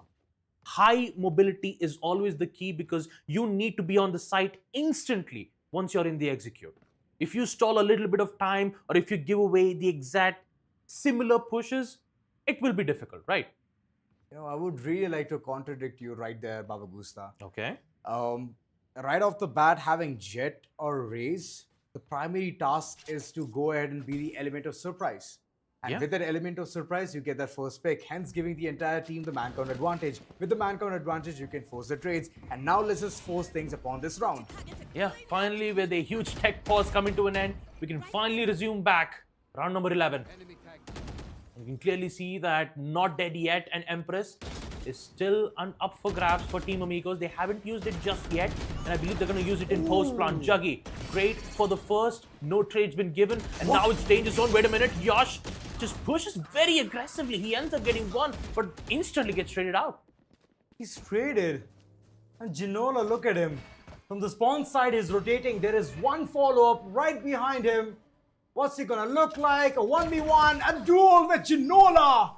Out of nowhere, he wins that battle, hence giving the entire room the space to head towards site A, and the quick switches from the likes of Raze, understanding, adapting to the situation. He's already there towards the side, Ginola right in front, but it's Juggy who shuts him down. Last man standing, Icarus. And this situation definitely is icky. It really is. Man disadvantage. Amigos once again a strong start. Wait a minute, Icarus playing very close to opening picks, but now his position is compromised. He still has the turret. He could use it to block important line of sight, but he's going to commit to a fake defuse. Oh. He gets one more. No! Not dead yet, will be used as well, but Icarus is patiently waiting. And here comes the protection from Xeon. Both lines of sight being used. And just like that, thanks to not dead yet, Ginola will secure once more, denying a crucial clutch that could have been helped from the side of Team Asterisk. Oh wow, big fumbles, man. First off, why do you want to take out a knife and then charge forward towards the spawn area? That's the place where the attackers are going to rotate from. And being caught with his pants down, Wave, he perishes away, hence giving one ultimate orb, and later on Ginola, my goodness, the capitalization on this man's aim is amazing. Fourth time, Ginola has actually answered back, giving the entire team yet another round, 4 rounds in total. This is the power of Ginola. This is the power whenever he unleashes hell upon the opponents, especially once he's taken the role of an aggressive controller nonetheless. Aggressive controller. I mean, I'm actually surprised that it's working out so well for Amigos. Even the whole agent composition itself just spells aggression. Like you have Reyna with good sustain and good holdings towards the side. You have the Jet with the instant dash towards A, and also the power to quickly rotate thanks to Cloves of Smoke, and also the haste as well once she secures the kill of her own as well. Haunt will be used to try to gain some info, but Wave chose to be out in the open. Oh. The huge spray works out. So is the second from River. That's the opening that Asterisk needs. That's right, but the height advantage, verticality not going to be working in the likes of Wave. One by one, they are perishing away, but Yash, all of a sudden, he has gotten things towards the 5th gear. Operator in hand. Rage, he wants to confirm that, and he does that as well. The other one towards Empress mode. And Juggy, my god, he always lands his shot, but not for now. The defense, they prevail and they get their 5th on their own. First half is downright dusted. And Asterisk, they have a very decent start for themselves. Amigos, for now, they have the lead, but again, in order to sustain the lead, they need to win the second half's pistol round. Oh my god, the weight on their shoulders. It's quite a lot for Asterisk. This is their map pick on Pearl, and looks like Team Amigos, they'd end the first half on a really great lead, 7-5. The only thing that Team Amigos have to do right now is just win the pistol rounds. And as we take a look at the replays once again, Wave and River, both of them securing impactful shots as they head in towards the execute, and River once again denying the Empress, ensuring that the final round would be theirs. But for Asterisk, the job's not done. They still need to win the pistol rounds in order to keep the snowball effect up and running. Very too close for comfort. Ginola having the ghost in hand. The information will be crucial once you head in for the push. Would Ginola commit for this? No, I don't think so. Rage, he has his eyes locked right in towards the door. And once Ginola makes the push, so is the shots. Oh boy, it fell short. Oh my god, it fell short. Rage, I don't think so. That's the right call for him. Right clicks all across Ginola, good for one. And he instantly runs back to safety. But in the middle of all of that, he has given away his beloved best friend's location. That is Juggy. Taken down, and the execution, Cyrax, he has to play that major role of sticking across and waiting for the right push. Yash, he was quick, but Wave even better. 3 frags to him, and the entire site at the disposal as Asterisk. They are running in, getting that pistol round, man-count advantage. Neko from the backlines. I believe all of these movesets are anticipated as the plant is towards default, hence forcing them to go ahead and rush forward towards the site. Oh boy, but still the man count is still equalized. But Yash is still here, taking out the player and also leaving Xeno on a very important positioning that he won't be able to win. As Wave will secure the 4th kill of this pistol round, in Ginola just well played, and a really unfortunate moment for the server that the recon dart was just placed in a very wrong ways. He was supposed to be, I believe a 3 bounce would have worked, but it looks like the recon didn't help them with that information. But all in all, Wave was still present. Securing those 4 kills was more than enough for the side of Team Asterisk to secure their pistol rounds. So good weaponry in their hands.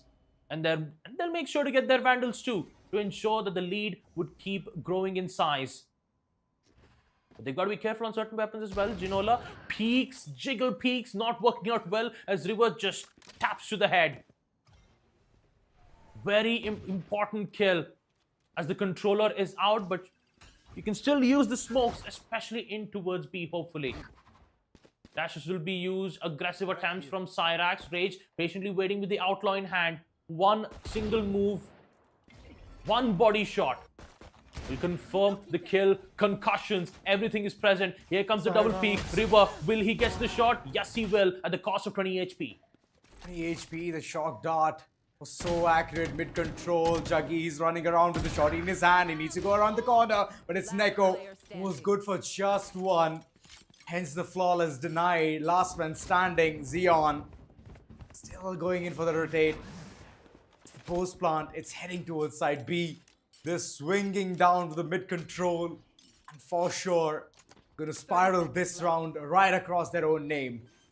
Xeon, the max he can do is put down some weapons, damage the economy of the opponents, and that's it. 6 bullets in the chamber, and he's gonna make every single one of them count. But before that, it was the outlaw that Rage was having, and with just one blunt force to the body, 140 damage, no shields whatsoever, and there goes the hope of getting a weapon down. Amigos, well, for now it's an equalizer, and finally they have that full buy of their own.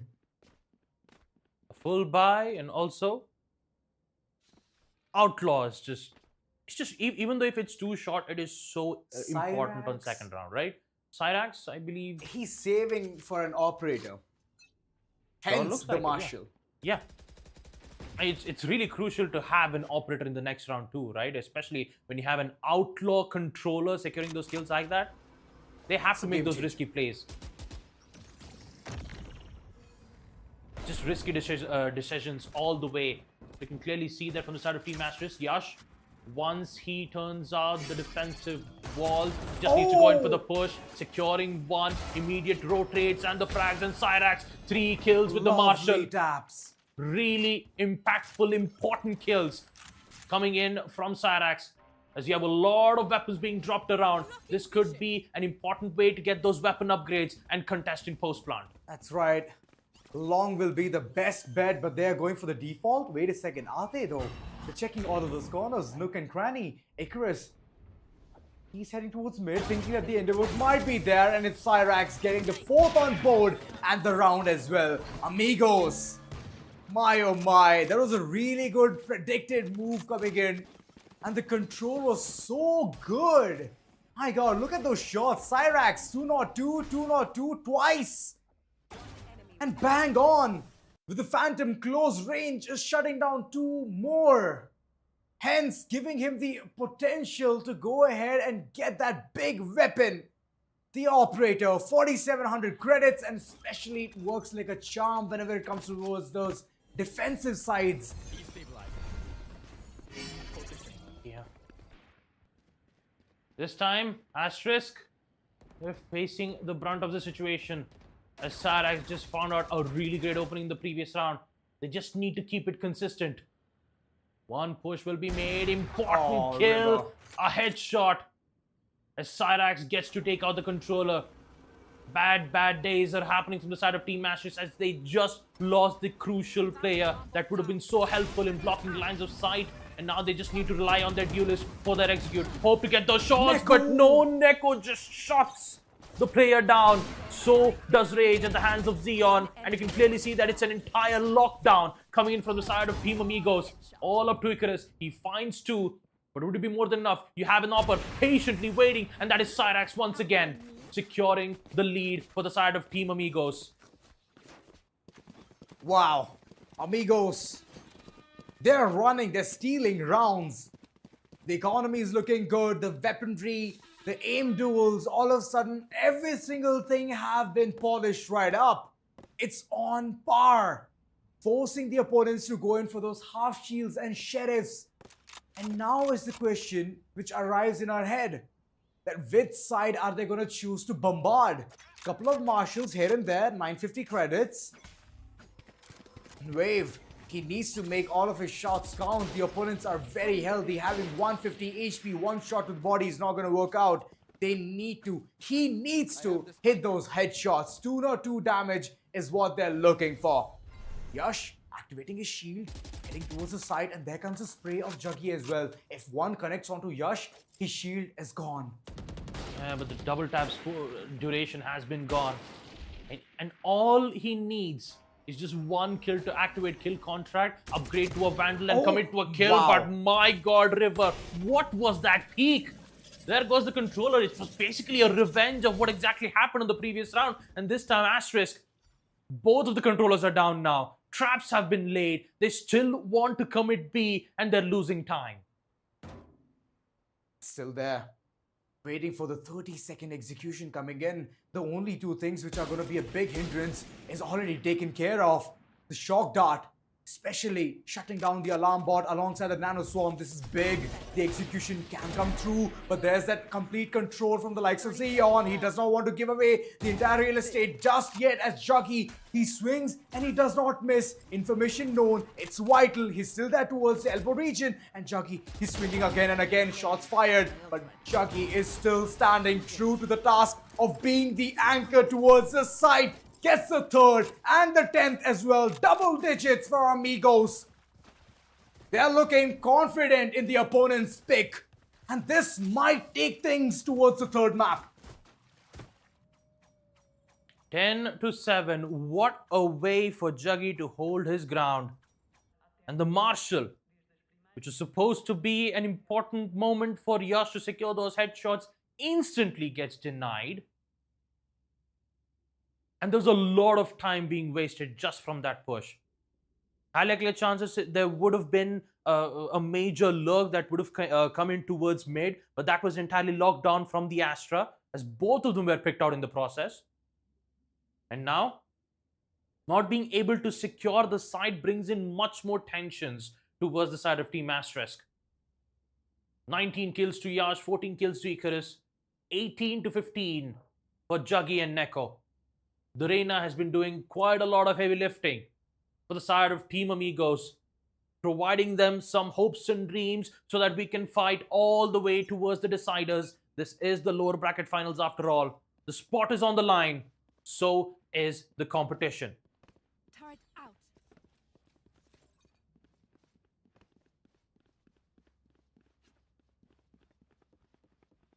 4 ultimates against 2.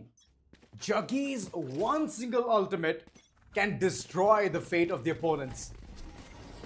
It needs to be placed at perfect times, and Yash, in order to isolate those fights, he has the kill contract. Nano Swarms, both of them placed. And this can be big. He's heading for that, checking all of those elbow corners, but unfortunately, the kill contract is not going to pull through this time around. As the players, they're playing it very smart. Zeon especially, every single one of them playing for the retake. The turret, it wanted to provide the vital information, but unfortunately, it's a 3-man squad rushing down the throats of the attackers as they've already initiated the post-plant attackers. Killjoy, it's not going to catch anyone in the act, but now is the time for the entire push to work through one by one. They're falling away. Yash, good for 2, and River, he is getting his own frags as well. Wave, stuck in the elbow region. Couple of players right in front of him, and he's swinging, but he could not hit his shots. Nightwave, a lot of information provided that the player is still there towards the pillar area. And there comes the gravity well. River just timing things to perfection. Zeon, good for yet another one, but the trades are coming in. Ooh. And River, he is going to be clutching just by staying towards the pillar area. My God, the power of the controller, especially it being Astra. Oh, just that prefab prediction was more than enough. Man, oh man, Asterisk almost losing it. Even the kill contract and the dash from the jet was used just to get info towards pillars. Like behind the B side is what I was trying to say. Yep. But man, was it a very clutch moment for the side of Team Asterisk. Cosmic Divide is available as well. This could help them in a really good executes. And you can clearly see it's all or nothing for Asterisk. They just need control on the side. Oh, Cosmic big Divide blunder. instantly being used while Wave comes back with a response of his own. Major damage being dealt around from the KJ's Nano Swarm. But Wave will still be alive. They will commit for a post plant. What is the response from AES? Well, guess what? They'll start with the lockdown. That's right, lockdown and a backstab coming in. Yet again, the turret will be the perfect set of information that they need. Backing off is what I can see Neko doing. Prowler in hand, he's been chased right around. The turret is also dealing a lot of damage. Seize is imminent, but Cyrax, he has taken down the controller this time, going in for the Ninja Defuse. And in the middle of all of that, the Hunter's Fury being committed, but your backs are still exposed. What are you doing, Team Wave? Still stuck around the corner, and they won't be there for a longer time as Cyrax, he is piling all of those kills. Boxes after boxes, coffins sent back towards the likes of the attackers for them to fill in the gap. Cyrax for the win. Amigos well defended site in post plant. They knew that Asterisk was going to create a desperate attempt of going in all the way to post plant in the previous round. Cosmic Divide was used, so was the perfect line of sight for the denial. And what did they do? They lurked in, they came all the way towards mid and tried to apply pressure from the other side, bringing in that pincer in a way that Team Asterisk had to focus on two lines of sight. Juggy. But now he's just gonna let everything go. It's alright. Out of the control, if they want the orb, let them get it. As they're sitting very healthy, not over aggressively peeking towards any of those corners. Two players are watching each other's back. Ginola alongside Juggy. The control is there towards mid alongside side B as well. Smoke just to make things possible for their reposition if the attackers are pushing right around the corner. The attackers, they have a different set of ideology currently. Cyrax, he needs to play the perfect role, gets the first frag onto Yash, and that was the most vital one. Cloudburst rushing forward, Wave with just a mere bulldog against the shorty in close range. Well, the shorty always prevails victorious. Information known, the player is right around the corner, and Cyrax is gonna get that perfect trade. Yeah, Spike's been planted. It's all or nothing for AST as they're starting to lose quite a lot of bodies thanks to Cyrax's AWP. He finds the third, Juggy the first. And now it's all up to the Astra, who's all by his lonesome in towards the side, and he will be removed, providing match point for the side of Team Amigos. And let's not forget, especially with the initial frag that we saw from Cyrax, he was taking support of the KJ's turret. The KJ's turret helped to remove the shield of the ISO, and the Cyrax secured the kill with a body shot. You can clearly see how powerful KJ's turret is in these situations. Sixth man. The sixth man is a sixth stable man. Just looks at the enemy and just says, "Hi. Here, have 30 damage." I think it's 5 damage per shot. It's 15 damage per shot, yes. Like I said, I just leave the max to Aiden and I just leave the philosophy to damage per burst. 16 damage. 15 damage per burst. Yeah. Got it. Yeah, maths just... 12th. That's good. Amigos, opponent's pick, and they're shining like a diamond currently. Forcing things towards the third map, potentially the final round. And on the other end, there are no ultimates. There's nothing to respond to. But Juggy's one single ultimate is just gonna make 5 players tremble with fear. Yeah.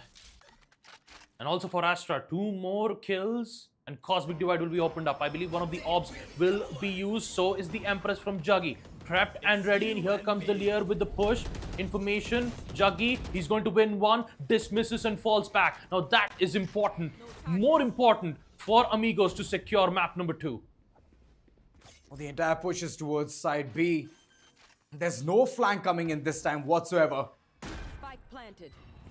Every single one of them channeling their chi, heading towards a close-knit corner. Juggy needs to get one more frag in order to make things perfect, but there are really good trades coming in.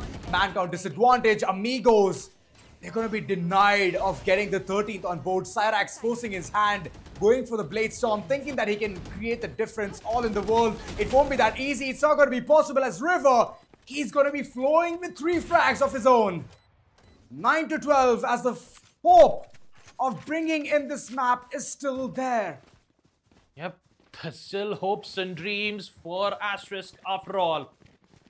Having the operator in hand, it will be up to the Jet Wave to perform those early frags. And I believe it was Cyrax who's been dealing a lot of major damage towards the push from Asterisk. 19 kills, 22 for Yash. Match point still at the hands of Team Amigos and Asterisk. They're looking to put this all the way towards overtime, and you can clearly see the pressure is on Juggy. Immediate attempt for a pre-fire with the help of the Guardian. Possibly won't be able to deal quite a lot of damage in the process. Broken buys for AES as the push will be made from Wave on the side of Team AST. Yash finds one. Wave still patiently waiting. There is still player playing in towards the pillars. He gets picked out. Xeon with the Sheriff. Headshot. Lovely. As the post plant will be made. It is post plant. And the only thing which is dividing the entire attention was the backstab. Rage, he does manage to go crazy against one player, but Cyrax is still around the corner, goes for the reload. Very low on HP, 59 is what we can see. There is that diffuse coming in, and he's going to stick it till the very end. Hunter's Fury committed, and this round was a real desperation move coming in. Icarus, way too close, and with the classic, he's going to end things off properly. But okay, Xeon, still keeping the hope. Last man standing is the time bot. It's already half diffused, and no. Says Amigos Xeon to that round, which potentially could have gone in for the likes of Asterisk. Yep, so close. Maybe using classic on close range was a bit difficult, but the smoke definitely helped in providing close encounters. And what a way for KJ to clutch that 1v2. And just like that, we're heading towards the Deciders perks. Pearl, it was a map picked from Asterisk. They lost the map on the second. The first, Amigos, picked map Haven. Asterisk won. It's like a similar old thing that we do get to see on Showdown series. But yeah, all in all, map number 3, Decider. It's none other than Split. So let's take a look at the crucial moments and talk about the whole matchup that had happened on map Pearl. Well, individual brilliance. Absolutely amazing plays. Amigos. Juggy specifically, my god, what a beautiful anchor, man. He can stop even the biggest ship on Earth with just that kind of maneuvering which he was showcasing, peeking around the corner, waiting, gets the frag, dismisses to safety, and then again peeks from a different corner nonetheless. Not being so obvious or blatant with his approaches. So all in all, the entire team combined effort, and Ginola, my god, 4 big rounds, and post that man was just being rewarded with multiple rounds, and that's it. That's how you can create the difference. Yeah, let's not forget about Cyrax as well. His shots from the Marshal, man. They were buzzing. And once he upgraded the Marshal to the Operator, and that was just it. Second half, shots from the head, and it just kept going and going and going. He didn't miss a single shot of those ops, and that was so crucial coming in from the side of Team Amigos, being able to survive map number 2, and now this is it. A best of 3s ended up being a best of 1 in the Deciders. That's right. I mean, what were we all expecting? Lower bracket to be one-sided? Nope. Never that will happen. And with that, yes, we are going to head to the final map. But before all of that, the individual gameplay is coming in. Yash, he stood true being the ISO. My god, 23 frags from his end. Juggy on the other, giving a really good response. But the team effort was evident. Look at them, every single one of them sitting with double digits on the side of Asterisk. Rage could not go ahead and convert those frags of his own. He's a lone survivor or warrior who could just get that one single digit of number 9. So could have done the heavy lifting. Things sort of looked pretty different. But Yash, my god, he performed till the very end. Yes, 23 kills. I believe it started to fall apart in the second half itself when you do get to see Cyrax getting those early picks over and over again. Duelists were being picked out quite early. But all in all, when it comes to the MVP of the match, once again, it's none other than Yash. Every time you see a match between Team Asterisk versus any team, MVP is always Yash, no matter what. He always steals the thunder.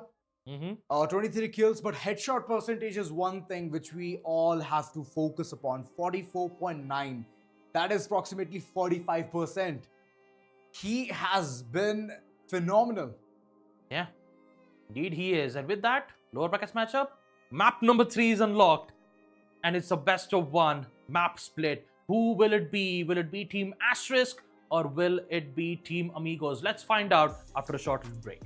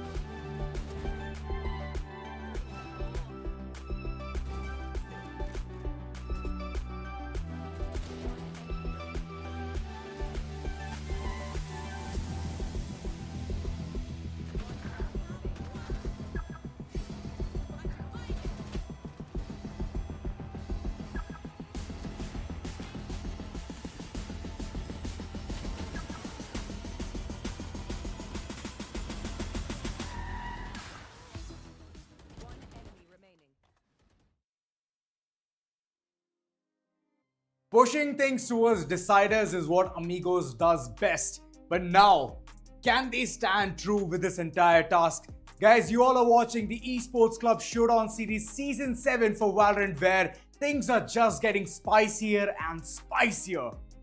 Yep, map number 3 is unlocked. So is the pressure between the side of Team Asterisk and Amigos. A best of 3 that did ended up in a decider. Best of 1. Map split. At On this we point, go. I have no predictions. I can't even predict. Yeah. It's this close, right? So let's take and talking about the whole part about map split itself. We've seen a lot, being used from the other teams as well. We did, get to see on other matches where split Okay. was used only on map number 2 or on deciders, but never really on the first map. Never really on the first. We have seen some first encounters as well, but deciders is one of the places where things can actually dwindle down. So split seems like a really good decision coming in from both the ends. We have specifically seen Asterisk, to be very honest, they are very confident whenever it comes to those movements and maneuvers. Yash especially, my god, the raise he plays, man. He keeps charging forward and heading towards the site, going for those first early picks, and it's super vital to go ahead and achieve that, which Yash completely goes ahead and does. Alongside the enabler, the breach, always a duelist's best friend is breach, not gonna lie. Yeah. Unless and until if we have another meme that says friendship ended with breach, now there's another new initiator that basically changes the roles. Breach is still your best friend no matter what, especially for the duelist. His fault lines, his rolling thunder, and his guiding light that definitely blinds away the opponents and gives much more opportunities for the duelist to proceed with those amazing frags that they could deliver. But the most important part that I do have to talk about is the agent select and also the top 4 teams, right? We had Cyrax on 3rd position and we had Yash on 4th position. At this point in the lower brackets, it's also not just the competition of reaching towards the grand finals. Maybe we could see some changes in the standings of Season 7. For sure. I mean, judging by the performance, they are giving all their hearts out, man. Kudos to the previous game as well. Amigos, they have their confidence finally coming in back to the picture. Duelists, especially Reyna, worked out to perfection. And with that, I believe they're going to feel confident moving in towards the 3rd map. And Asterisk, here's the thing. They're not going to lose anything because they're already way too confident in that map. They have been encountering again and again against those bigger rosters as well, and they have proved themselves to be lethal in multiple leagues, multiple seasons. Let go 7th, 2nd they have won. They won the 1st one as well. They won the 6th one, and now embarking on the journey of 7th towards the final rounds. Well, they are going to be having that perfect last moment jitters. So hoping that they can go through all of that as we are understanding the agent selections. Asterisk, they're going to go ahead with the dual initiator role coming in from their end, but dual controller is what Amigos chooses in the map of split. Yep, the sky is the limit as we get to see the agent selects both the initiators being picked. So is the double initiator combo coming in from the side of Asterisk, bringing in Breach, and on the side of Amigos Esports, they've managed to bring in dual controllers, which could be vital on holding out the mid side. Vital, but again, Asterisk has an edge over this entire situation, especially once they want to go ahead and engage in those first duels. Specifically Yash with the double satchel, if he wants to head towards the ramp areas, towards site A, he can accomplish that with the speed that can be brought into the picture alongside the concussion, the aftershock from the side of the breach. So that's one of the things which Asterisk is currently holding, the ace card, but Amigos Esports, they can get that mid control done right, dusted. The Viper wall can help them for really good movements, switcheroos towards one side to the other, and always have that element of surprise. So that's the only thing which separates this entire play from actually going from good to bad. Yeah, the only difference that I'm really worried about is the initiator plays from Asterisk, right? Like you said, Breach is basically every duelist's best friend. The fault line, the aftershock, which definitely helps in not only securing the kills, but also stalling time enough to either head in towards post-plant or deny post-plant alternatively. But for Amigos, double controller, it clearly looks like it's a heavy fortified defense which could work so well, and Amigos Esports, they'll be the one going on defense in the first half. So I'm really much worried on how would they adapt in the second half. Will Amigos continue to stack up more leads by winning the pistol round, or would the agent select be much more in favor for Asterisk since they're the ones going in attack? Well, mid can be hunkered down, for sure. But again, Xeon needs to have his ultimate, that's the Viper's Pit, available when the team needs the most. So for that, he needs to enable himself, get those frags, or even go ahead and farm those orbs, which is super vital whenever it comes to those mid-round gameplays. So yeah, hunkering down mid, especially once Split is so heavily reliant towards the control at that whereabouts itself. So I'm just hoping that they'll all have a fun time alongside give it their best, because it's all down to this final map. The BO3, it started with a banger. First off, Asterisk going in and accomplishing tough leads against the likes of their own, which was the opponent's pick, Amigos. And in the second one, they for sure fell flat. All of those 5 tires could not work in a single unit, and hence they conceived. But now, the final map. Yep, the final map. Turns out Pearl ended up being a diamond in the rough for none other than Amigos Esports, giving them the final chance to have a spot in the grand finals. Will we see that happen, or will we see Team Asterisk proceed to the grand final spot? Let's find out on map number 3. Split will be the deciding factor. Deciding factor indeed. One last rodeo. Amigos versus Asterisk. Who is it gonna be? You all decide. Because at this point, even me, alongside Baba Gusta, have thrown in the white towel. Yep, and once again, Factoid, it's really good to see you once again. He's here with yet another words of wisdom. Split's compact layout often leads to fast-paced tactical play, where mid-control is essential for success. Attackers can rotate through mid to switch bomb sites quickly, but this requires good coordination. Once you have control in towards mid, that is where the attackers have their own deciding factor, whether if they would head in towards A or towards B. And also another one fact from Factoid, one last map to decide who will win, who will join 10-7 in the grand finals of the TEC Showdown Series Season 7. Will it be Asterisk, or will it be Team Amigos? I'm really excited, especially the way how Amigos' journey was through the upper brackets. And talking about the lower brackets matchup as well, Team Asterisk, who just lost their first matchup in the day 1 of the series, now not only were they just surviving in the lower brackets, they dominated the entirety of the matchup. So both of them, you can clearly see the story being unveiled on a map split, and you can clearly see the aggressiveness from Yash. Would you look at that? Just 2 satchel charges, just bunny hopping his way towards mid, and you can clearly see the controls being in the hands of Team AST. Wow. Asterisk. Icarus again beating the opponent to a ball wave. Good right clicks all across the jump peaks. They're gonna function like a charm. Cyrax, location known, goes in for the paint shell, but unfortunately it's not gonna be easy for him to be all safe. And there comes the cavalry. Xeon from the other end alongside Juggy. Good shots all together. Cyrax, he's gonna get the third and the defenders. They're gonna win this one. Even though the attack was looking so good, the control towards mid, especially towards the ropes, but still, Cyrax, the lone warrior, has done something big. Man, not gonna lie, this was really unexpected. Cyrax just ends up getting 3 kills, denying that huge lead that they had already when it comes to their man count. It immediately got denied. And you can clearly see that Team Amigos have things under control, and the Outlaw finds its prey. Taking out Wave is just applying salt to burnt areas. And the second from Cyrax, my god, he is just popping off right now. What just happened? The choo-choo train just derailed in the first round. In the second, it just continues to grow. Oh yes, complete ego coming in, collateral, there comes a 4th frag, can be a potential ace. Cyrax, look at Juggy hunting for the last man standing, both of them bunny hopping, knowing that the player will come peek.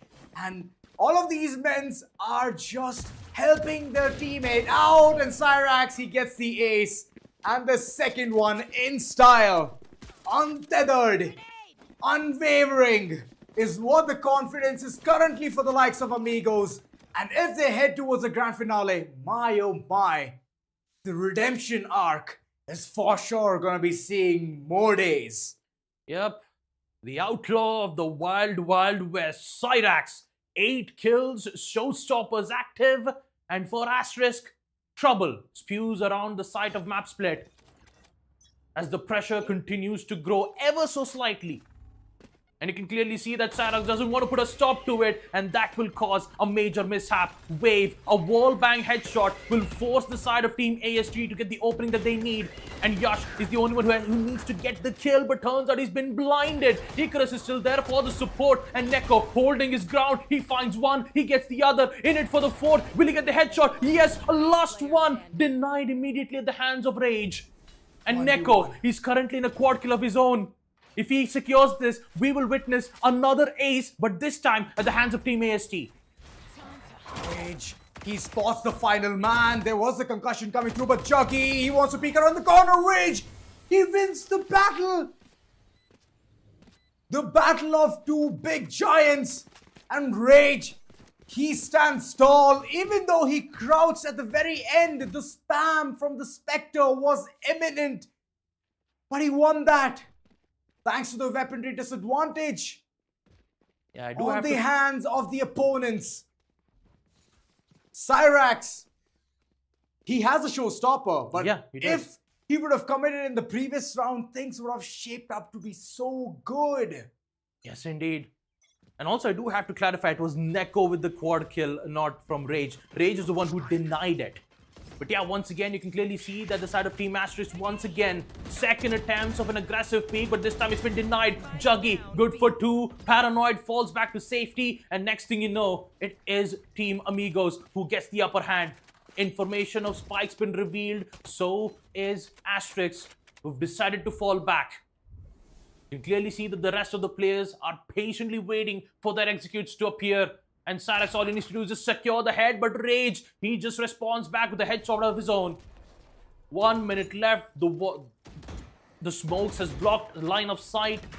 And now it's just troubles coming in from the side of Team Asterisk. 2 smokes will be placed, at least to provide them some opportunities to recollect the spike. But there's also some pressures that will be delivered in towards mid. Neko somehow finds a way to take out Rage. Here comes the guiding light. Here comes the execute. Neko sprays and wins. And Team Amigos once again showing their dominance on map split as the score count will be in their favor, 3-1. That's right. 3-1. Man, oh man, as we take a look at the replays as well, I just realized that Cyrax hasn't used the showstopper just yet. Especially with the way how he just got, picked out quite early though from Rage. A very risky decision to peek against an Opper, but somehow he was the one who pulled the trigger first and securing that headshot too. And AST, realizing that the time is of their essence, they are quickly applying pressure towards the rooftops that connects towards heaven. What can they do in this situation as Asterisks are providing pressure over pressure, hoping to see that if they make a single mistake, they'd be able to capitalize on it, but turns out it has been covered up. That's right, through the smoke, spams are coming in. Juggy, good for 1. That was a lucky shot indeed.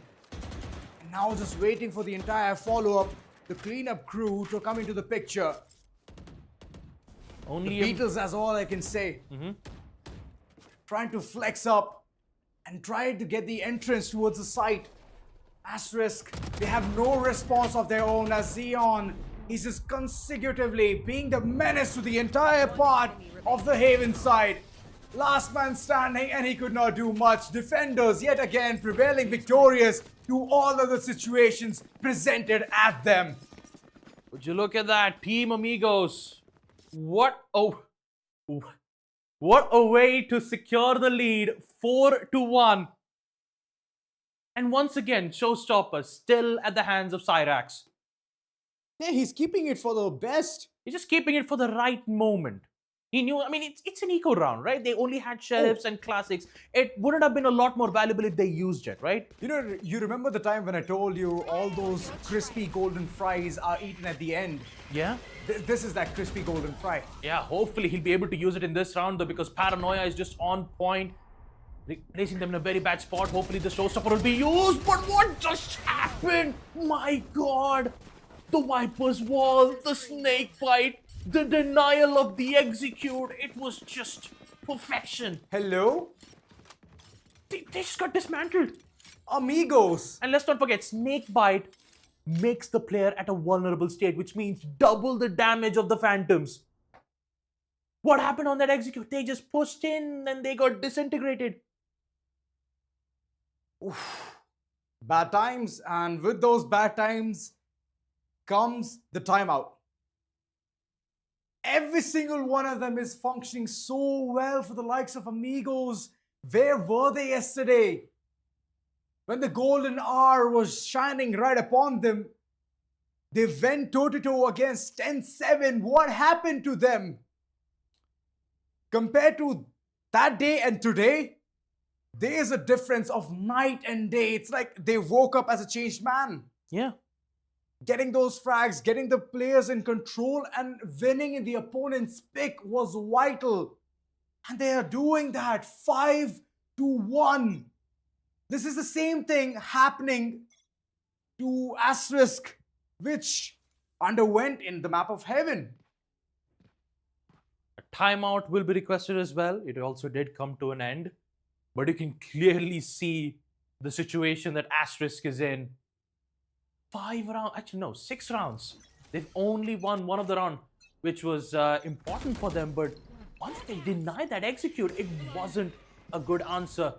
Hopefully they get to reset back. Neko with the guiding light to provide with some info, and he knows that there is one. But he's making a decision not to push through. Yash somehow figures out a way to get that headshot. And the side is wide open.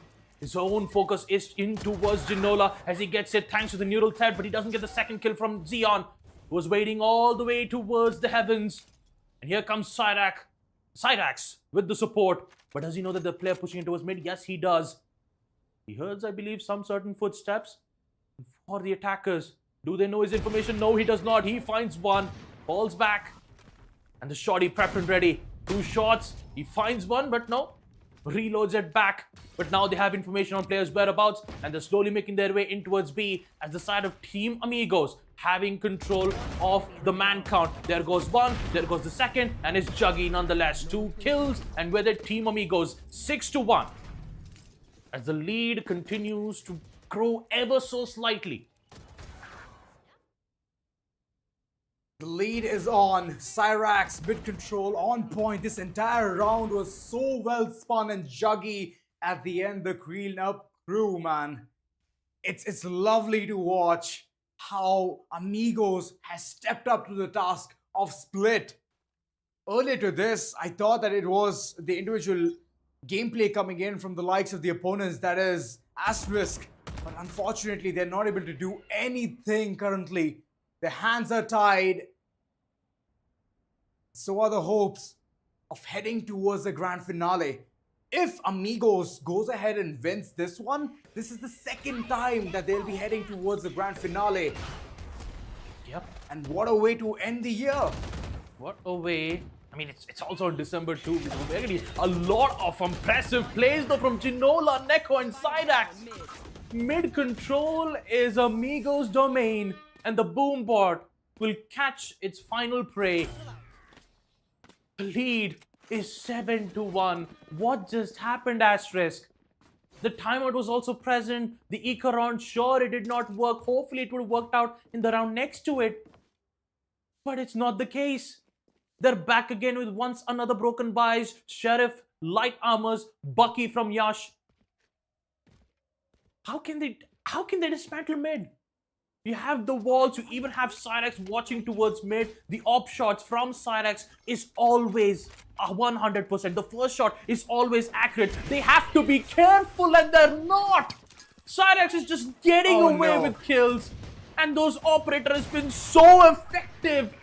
That Asterisk, they cannot do anything about it. Showstopper unlocks as of now. Doesn't get the shot. Not the operator this time. Overextension leads to his death as Xeon comes back with yet another 2.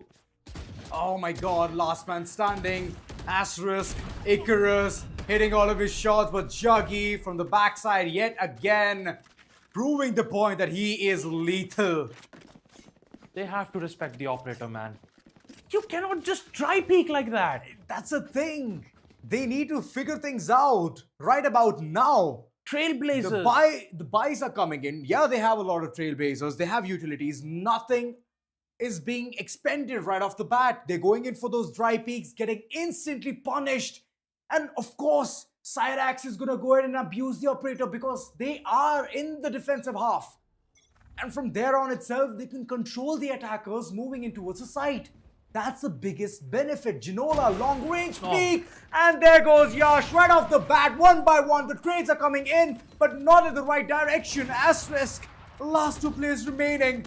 What can they do? Rolling Thunder available, but there are no members to go ahead and dismantle the entire site. Control flashes are on point, but Cyrax, even being blind, he's the menace to the society. Close quarter areas, and there was the moment where I thought that it can be a potential trade coming in, but River being the last man standing, I don't think so this is going to be possible. 9-1, ladies and gentlemen. It's daylight robbery in the map of Split as Amigos, my goodness, the plays from their end is just amazing. Operation Amigos is under effect, folks. 2 ops. One from the controller and the other from Cyrax. Once again, broken buys all over in the first half. This just spells danger for Asterisk. They had made waves after waves in the lower brackets just to lose up against Team Amigos. Oh my god. They still have the room of hope. Ginola, but now he's been completely scrutinized, and Yash, good for a couple of frags with Xeon. Look at him getting those kills from Snakebite. That's a big brunt force approach. Finally having the site control, can go in for the post plant from the shadows available just to use as an expensive recon. Checking the back lines, whether the flank is imminent or not. Ginola, the approach is there from heaven. And look at that, nobody's contesting him. Yash is playing passive, and with that passiveness, he's going to be taken down. Repositioning coming real quick, and Ginola, he's just there, he's performing. The opponent's way too low, one by one, they're crumbling down. 2 players way too low from the likes of Amigos, and same thing goes in for Asterisk as well. It's all about the individuality now, the fragging potential, and Icarus, finally, he puts that full stop on that Cinderella effect. Last round in the half. Too close for comfort, Asterisk. Too close for comfort. Last round before roll swap, and they have to go all in. They need this round win, or else in the second half it will be much more difficult for the side of Team Asterisk to continue. They've already expended their timeout already in the first half, and if they keep losing this over and over again in the second half, sure, they might be able to take another timeout. But when it comes to the momentum, it's still favoring for Team Amigos. It cannot be stopped, and they have to break it no matter what the cost is. Juggy, once again, he's been concussed, and somehow he gets away with the kill. The second from the shorty from Rage, he gets another. Icarus holds their ground as best as possible, but that's a huge info. Spike's been dropped. Ginolo finds the opening. So is the Xeon, just sprinting towards the site, and now it's a 2v2. 2v2 and a post plant. Xeon playing it very slow, but Rage, Oh my God. he had that picture perfect angle, collateral to get the third. 9-3, ladies and gentlemen. But here's the thing, right? The advantage still there in the hands of Amigos. This is map number 1 all over again, but the tables have turned around. Amigos, how well can they maintain this lead is the question now. Because Asterisk, they're not going to go ahead and be like, you know, we have some new players in the map of Split. Nope.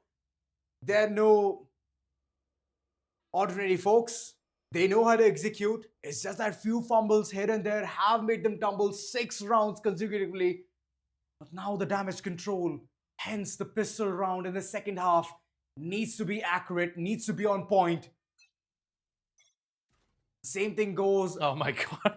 Same thing goes for our drone view as well. But before all of that, Factoid is asking this question 9-3. Cause question mark. Wow. Wow, this Factoid is just not only just spitting facts, is here to give us the wisdom of an unexpected 9-3 curse. But yeah, second half is opened up, the pistols are in, and now it's just silence coming in from the side of Team Amigos. They have got the advantage in their hands. All they have to do is win pistol, and that's it. I don't think so. It's going to be that easy. Once heading towards the defensive side, Asterisk, they're going to try their level best. Look at them, close-knit honeycomb structure coming in towards side B. Close range classic, we all know how deadly it is. Juggy, I believe, is going to be disrespecting the smoke. He's going to be spotted, headshot all across. Paranoia in hand, but every single one of them dodges it to perfection. Xeon gets a second frag. And there goes the entire side. The control in the hands of the attackers, aka Amigos. River in heaven. And he's still doing God's work. The light is on him as Yash. He's also helping him figure things out. There comes a pathway, and Cyrax, he has for sure crossed it like a black cat, giving no room, no space for the defenders to go ahead and do something. But there's the ninja coming in, and the ninja will work till the very end, getting those couple of frags as well. 9-4, ladies and gentlemen, where Asterisk, they're reading things together. They have all gotten the pistol round, and now the bonus will come in effect. But guys, there was a post plant in the previous round, aka Amigos also have the money to force things down in this particular round. And if they pull off a thrifty, well, all of that hope of getting another round for the likes of Asterisk will be at risk. You know, I just had a flashback, but now let's just focus on the match at hand. The Outlaw not being able to secure 2 of those shots, but Yash still wants to compete. The paint shells, the port lines, going in for those concussions. But here comes the support from Wave. There goes your Sentinel, and also the advantage coming in at the hands of Team Asterisk. Second kill. Once again, mid control is still so important, and this time you can clearly see that Amigos are falling apart in this attack. Oh yeah, they are. Weaponry disadvantage, man count disadvantage, everything working against the likes of Amigos. They've been picked off clean like a carcass in the desert. Last man standing, he's going for the post plant, but he's going to be shut down as well. A flawless to real thing yet again, 9-5. But the good part is, the silver lining is that it was a post plant again. So, Asterisk, you're in for a treat. Next round is not going to be that easy, as Vandals are going to come in full-fledged alongside few Phantoms here and there. Yeah. And like I said about the flashback I was talking about, Aiden, 120 FPS versus Team Asterisk, decider map, split, Yash, second half.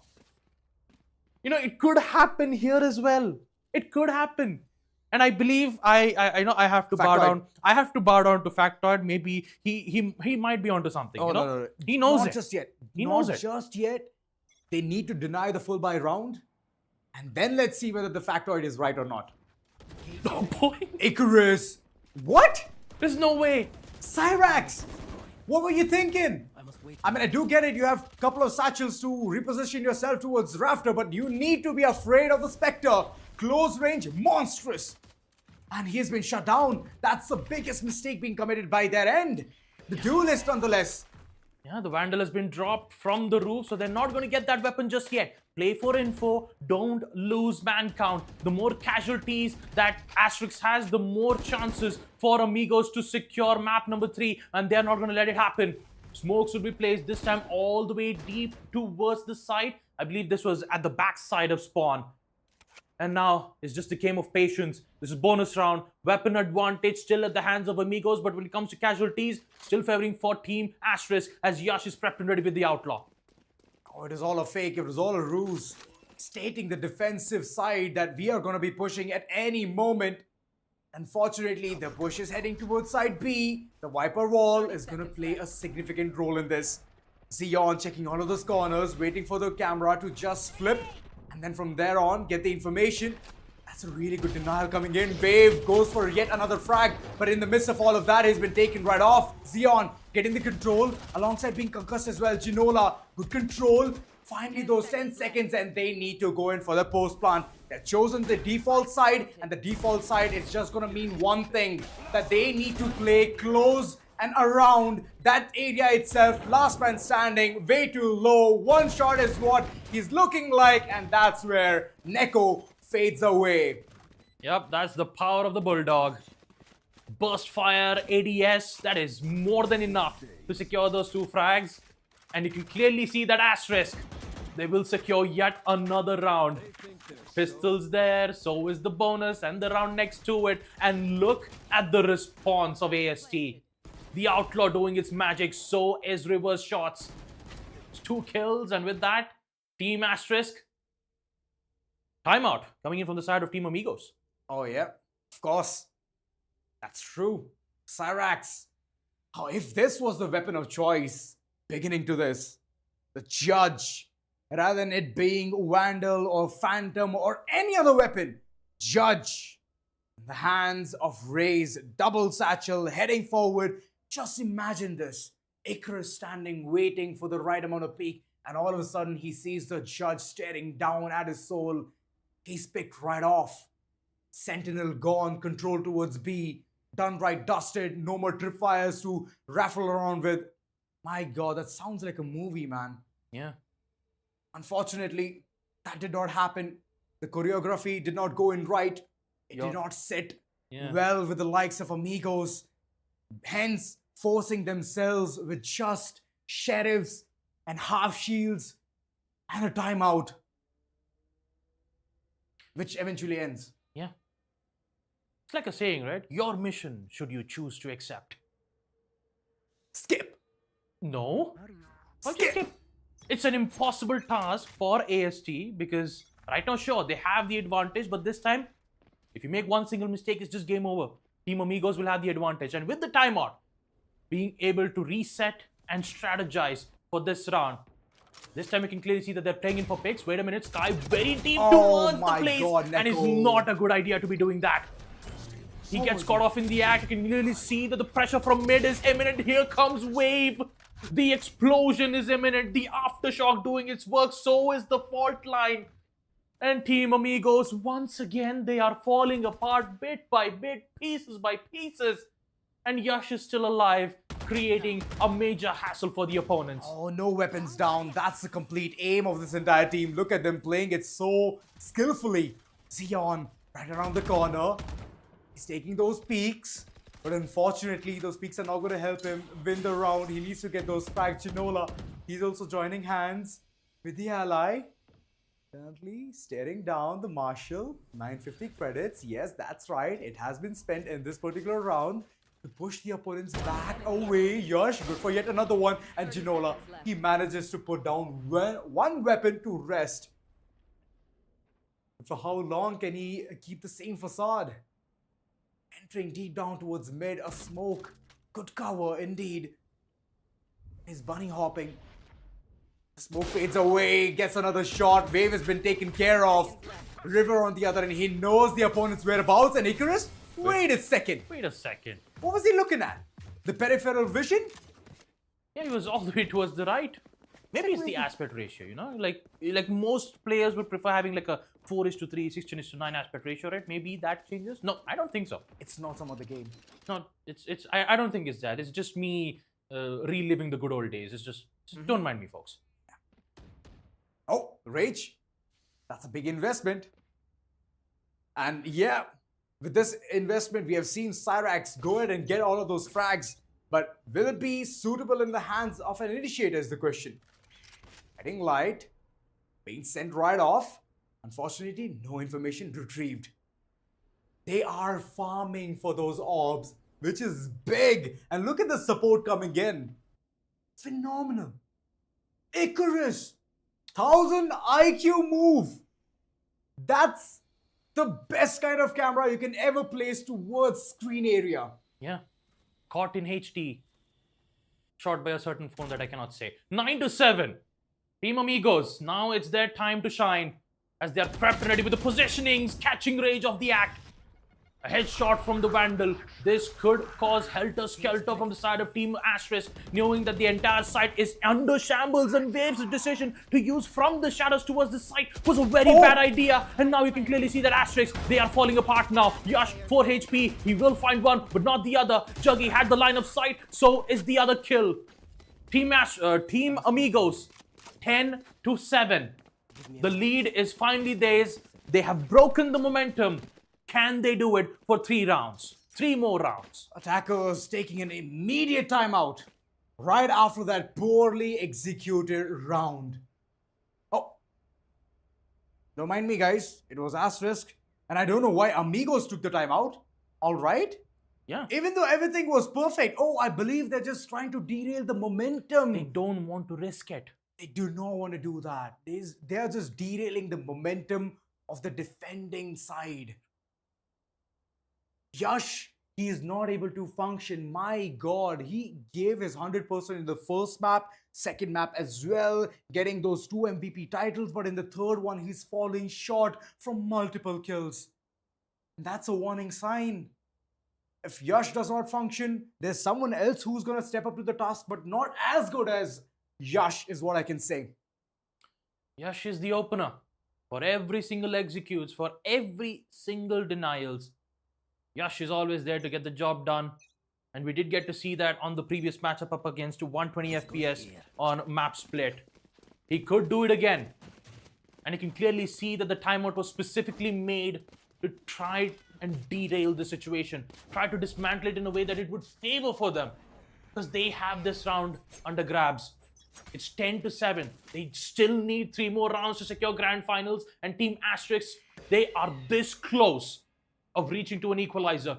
Information just purely given. They know that no one is contesting towards B long. They're all the way from the back. And apply pressure towards mid. That's right. Showstoppers on both the side. But Amigos, they can tilt this round again towards their end. Oh, good frag coming in rage. Shuts down Cyrax, aka the showstopper is not going to be seen, but there's still 2 big ultimates. One from the shadows and the other one neural theft. They just need 1 corpse. And Juggy is on for that. He knows that he's staring down right at the tripwire, not giving any sense of information or the hope for the defensive side to get yet another frag. Yash, good satchel, has repositioned himself, and they all know what kind of execution they're all waiting for towards side A. There you go. Here comes the push from the defenders. The push is so powerful. River just flowing through like a tsunami. But he gets picked out immediately from Xeon. His last player left, 1v4. But when it comes to the momentum, it's still at the hands of Team Asterisk. Control of Spike is theirs. Even with the smoke to block off line of sight, it is still not enough to secure a win on this round. What just happened from the side of Team Amigos? They had a timeout. They tried to talk about the situation, that they could have controlled this lead, but turns out Asterisk, they still have this under control. 10-8 will be the scoreline as Xeon will choose to save his weapon. Wow. Love the decision making coming in from Asterisk. Not going ahead and dropping any weapons and just 1. So good calls. And with that, healthy as always is what their economy looks like. Opponents, for now, they're just going in for Bulldogs, Vandals, Phantoms all across. Oh wow, Genola. There you go. Spectre. Yeah. Close range. Deadly. Force buys. They have no other choice but to go all in. They have money. It's not a force buy. Oh yeah, I'm sorry. It's not a force buy, yeah. But although I would say the light armor for a controller, it's not a good way though. A huge pre-fire attempt though from Yash. Imagine he got lucky there. It would have been huge. Would have been. He would have taken out the showstopper from Amigos. That would have been a really good sight. Now River being bombarded by multiple utilities just to check all of those corners. Boombot in effect. For now it just fades away. There's the spike still there towards the spawn area. The rotation soon is going to be called in. Understanding, calculating, analyzing what's happening towards the site. A is the perfect site to go ahead and execute. And the only thing that they need is the first frag onto Icarus. This time the camera placement is not going to be towards the screen area, but Icarus, his location is known, continuously taking those shots. Xeon way too low on HP, but Icarus, he needs to play it smart. He needs to get that frag, but no, unfortunately, Ginola is going to shut him down, get that weapon upgrade as well. Cyrax, close-knit corners, waiting for a push coming in. Yash goes for the showstopper and he gets the frag as well. One by one, Yash, before he perishes away, he shuts down yet another person, hence giving the man count advantage. Last man standing, Xeon, deja vu moment. Yeah, low HP once again, and it's Xeon. In a 1v3 impossible situation. A Phantom could secure a headshot in close range, but at long, will be a bit tough. Once again, he has no other choice but to save yet again. Yash, my goodness, the showstopper. You could clearly see the satchel charges. Like, he was so up high. And all focus was at the raise. Not a single shot being delivered. The showstopper just doesn't match. It just Blew you up. Yeah, it just blew me up entirely. Even my pronunciation game just went away. Yash, well, individual brilliance coming in from his end, forcing yet again the opponents to go in for a broken buy. Yeah, now it's a broken buy, yes. Exactly. Not good weapons here and there. It's just mix of phantoms, sheriffs, just making do with whatever they get their hands on. But there's one man in the middle of all of that who did not even choose for a shield. Okay, whiffs all of his shots. Cyrax, he's been dealt with. Neko moving forward, thinking that he can be the smart lad. He definitely will be, as the Vandal for sure has seen better days. Rage, what was he doing? Shooting the noodle theft? No, you cannot do that. Your location will still be given away. Juggy, he's still working around things. He knew that the trade game is going to be on point, but the moment they went for the establishment of it, it just got demolished. Last man standing, but this time, it's a different man. Wave right at the backsides, looked at Neko, and he's going to shut him down. An easy peasy round coming in from the likes of ASTERISK, as they've already made it towards 10-10. Yep. 10-10, scores equalized. 2 timeouts already been used from none other than Team Amigos. W curse. No, my God, Factoid is just spitting facts all over again, man. So it's reminding us. Yeah, it's reminding us. I just told you guys 9-3 curse and I put a question mark. And you people were denying it. Yes. Now, W curse, exclamation mark with a question mark added at the end. Yeah, it's always a question in the end, but looks like that the prophecy is almost true. Yash once again with the early peaks. What is happening? The chokers. It's basically a Yash-tastic performance from him. At the very last moment, this team is just crumbling with weight. Wave, for now, really good paranoia, reposition himself. And Xeon, he's stuck in this impossible task of running away within the smoke. Wow. A job well done. Good trades. Juggy, he's still doing the damage control, but for how long? Yash! If that shot would have hit, right, I would have scrimped. Yep. We all would have. Yash, Vandal in hand. You still have Icarus deep within towards heavens. Very low on HP, but River somehow survives. But not with the pre-fires. 1v2. It's all up to Neko. You can do this, buddy. It's a 1v2. He still has the Trailblazer for info. But is it enough for this 1v2 in just 35 seconds? Seems impossible. Look at the trades. The crosshair placement. Icarus just knows that the opponent is going to reach in. Right about now, lingering around the corner, checking the elbow region. Oh, no. There comes the information. Neko got in 4K and alongside a really good frag. From having the round advantage to a disadvantage of 1. The story that Asterisk is going ahead and putting forth in front of us is exceptional. Neko, why would he peek towards the cam? Yes, this should do. That goes there. You know, we need to see Yash's perspective again. I'm pretty sure he's going to get another early peak here. I know that for sure. I can feel it. Yash's senses are basically tingling at this point. Early peak from Yash. Sky, is he in big trouble? No, he's not. Also back to safety. But Cyrax, I believe he has a Marshal in hand. Yes, he does. Yeah, broken by once again for the side of Team Amigos, and this is so much concerning though. They've lost once more, and this time it's wave 5v4. Amigos in big problems here. Oh, gets the information as well. Seekers can be committed as the repositioning is not going to be that great. Ginola, the smoke. My God. It was just not perfect. But the opponent side, yeah, that's Asterisk.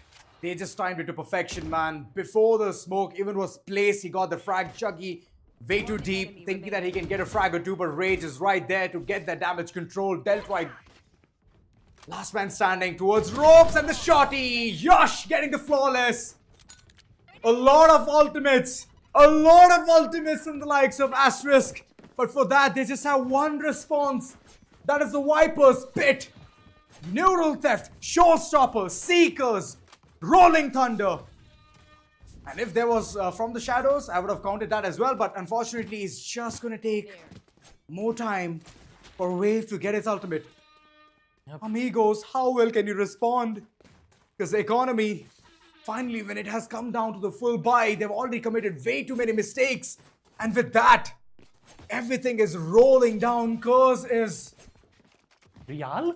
Yeah. Oh my God, just the puns, man. The puns. The puns. This time it's Factoid's turn to, deliver us with the wisdom of puns. And no offense to Team Amigos. They did it better, by the way. Yeah, they did better. Tech pause will be given, and I have to say for Amigos, like I said, no offense, but 9-3 curse is in effect. Asterisk they just popped off though in the second half. The performance that we did get to witness here from Icarus, from Yash, and also from our initiator Sky. And now they are one round away of securing map split. As the clock has already struck 12, they have indicated the opponents, aka Amigos, that your Cinderella run has already come down to an end. Wave, sneaky peeky angle yet again, just waiting for the opponent's shenanigans, and they have a lot of response, they have a lot of resistance to go ahead and take care of all of the situations that are going to be represented right at their doorstep. The smokes all across mid-control, but it's all a ruse, it's all a hoax. They're heading towards the ropes and moving in towards Site A, where Icarus is still waiting. He is alive, the Sentinel, with a lot of information game at display. Yep. Now with the information being given, it is all or nothing for Team Amigos. They cannot let this happen. They have the full buy, so are the P's. Yash finds first, second, still favoring for Asterisk, and here comes Neural Theft. The information's being given clearly, but Sarex is still alive. He's providing hopes and dreams for the side of Team Amigos, and with this post plant, it is 2v3, but Yash is still alive. His opt is still available, so is his Showstopper. He'll be using it right now. He will take out the Omen, and now it's a 2-2 equalizer. Here comes the Rolling Thunder as well. Yes, that's true. There comes the guiding light. Neko did manage to blind one player, but both the players are there towards the main area itself. What are they doing? That's a really bad position for you to be for the post plant, having nothing. For example, the lineups, the Molotovs, and there comes the 13 Amigos. Sadly, they're just gonna get the third position. But way to go, Asterisk. Yet again, proving that this team is just lethal again and again. No matter the first season, second season, sixth season, and now even in the 7th season there towards a grand finale. Kudos, guys, kudos. Man, Amigos, I have no words. Map number 3, they were doing so good in the first half. And then Yash happened in the second half, just blew the dreams away. Not only Yash, man, individual brilliance coming in from every single player. They just timed it to perfection. Utilities were coming in. The defense side looked so sublime. And the response, it was faster than 240 hertz. It really was. Let's take a look at the crucial moments as well. And a really sad day for Amigos fans out there. Their performance has been so good. I do have to admire their perseverance. Their performance was just really well done. But Asterisk, the team will proceed to the grand finals, going up against Team 10-7. The first half itself, Amigos, they did an amazing job. I mean, look at the way how they've committed to this push. Even the counters were so well done in the first half, but unfortunately, the momentum favored for AST nonetheless. It was a 9-3 in the first half. They had the advantage, but then in the second half, as we did get to see from our dear old factoid, who just kept giving facts over and over again. Yep. W curse question mark. Yeah. Curse is real question mark. Curse was real. Yeah. But this was the moment where I was expecting Neko to peek towards the other end, towards the elbow region, but unfortunately he did not do so. Just thought that being caught in 4K is more vital, taking it down was more important. Hence, the post plant at the very end was that big mistake coming in from their end. Hence, 13-10, they gave in that really good fight, but ultimately, it's gonna be Floyd Mayweather again proving that he's always there for that perfect fight. Winning it fair and square, heading towards the grand finale. Asterisk. What a great play. Yeah, congratulations for Team Asterisk. They will be heading on towards the grand finals, facing up against Team 10-7. But on the side of Team Amigos, unfortunately, their journey has come to an end. But I have to give a lot of shout out for Cyrax though. His AWP performance, every single shot you see in the early peaks, it was a guaranteed hit. It has to be Cyrax though, hopefully on the MVP. There you go. Well-deserved MVP. Cyrax, 20 kills, 3 first kills, 3.6k damage, and 11% headshot. Unfortunately, on round number 3 first half, it was Cyrax. The AWP plays were really great. Even on map number 2, Pearl, the way how he dismantled their opponents, especially with those early peaks, really did apply a lot of pressure towards the side of Team Asterisk. But in the end, map number 3, unfortunate things happened. Let's take a look at the MVP of the series, and we all know who is going to be. It will be none other than Yash. Oh, for sure. 60 total frags. In 3 maps, 60. On an average, my god, 20 kills per map. 20 kills per map. This man, what can we say? It's just salutes all across. ADR of 180.41, ACS of 261.48, total 11 first kills. Damage of over 11,366. Yep. As we take a look at the brackets as well, day 7 has come to an end, which means that we only have 1 day left. And that is the grand finals. Team 10-7 versus Team Asterisk on a best of 5 grand finals.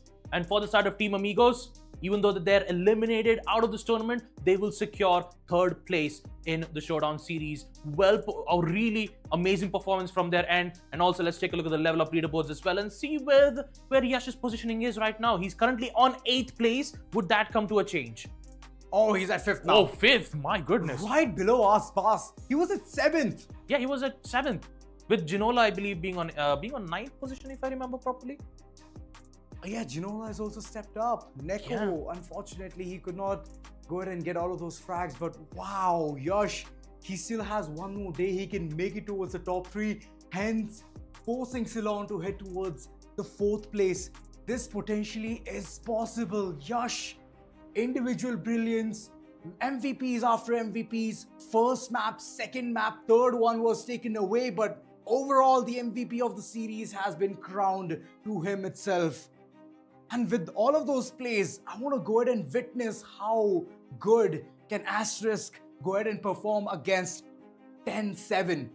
Most awaited match in this entire tournament. And finally, we get to witness that first time in the history of Season 7 in Showdown series. We're going to witness this. It's going to be an historical moment tomorrow, 1 p.m. Absolutely. We do have to address the elephant in the room, and that is none other than 10-7, right? 10-7, an all-star team who are just undefeated in this process. They also made their statement known when they went up against Amigos Esports. 13-0, a flawless match win up against the opponents. And right now, it's up against Team 10-7 versus Asterisk, a debut team versus the reigning champions of this series. Reigning supreme for a really long time. And why is that so? It's because of the upgrades. That's right, guys. We have a couple of products in our arsenal. Let's just go ahead and present it to you. The first one being the DDR5 RAM. Best in class, delivers 1.75 times faster speed than an average DDR4. All of that information down in the description alongside pinned in the chat section for you guys to understand the product and get it right there. And of course, game anywhere with blazing fast speed up to 1050 megabytes per second with crucial X9 Pro portable SSDs where you can travel anywhere, save your storage, and provide the maximum speed. Alongside gaming. Yeah, alongside Plug gaming and as well. play. How can I forget about gaming? Yes. And we are here to enjoy Yeah. games. Just- So yeah, go ahead. Yeah. Get your SSDs blazing fast, like you mentioned. And of course, this amazing virtual environment that we do get to call it as the Spawn, which is powered by Brainstorm, designed by Fury, and beautifully executed by the Esports Club, where esports Is done right. There you go. That's it, guys. Today we had just one game. The lower bracket finals was amazing, and as usual, you all have been a lovely audience. Till then, take care. We're just going to be having a fun time. Thank you so much, Crucial, alongside our media partner, Gossip.gg, for making this thing possible, alongside the production, of course, man. W Production in chat. And for now, we're going to take quits. We're going to see you tomorrow, 1 p.m. Don't go anywhere, and I'm hoping that you're going to be there.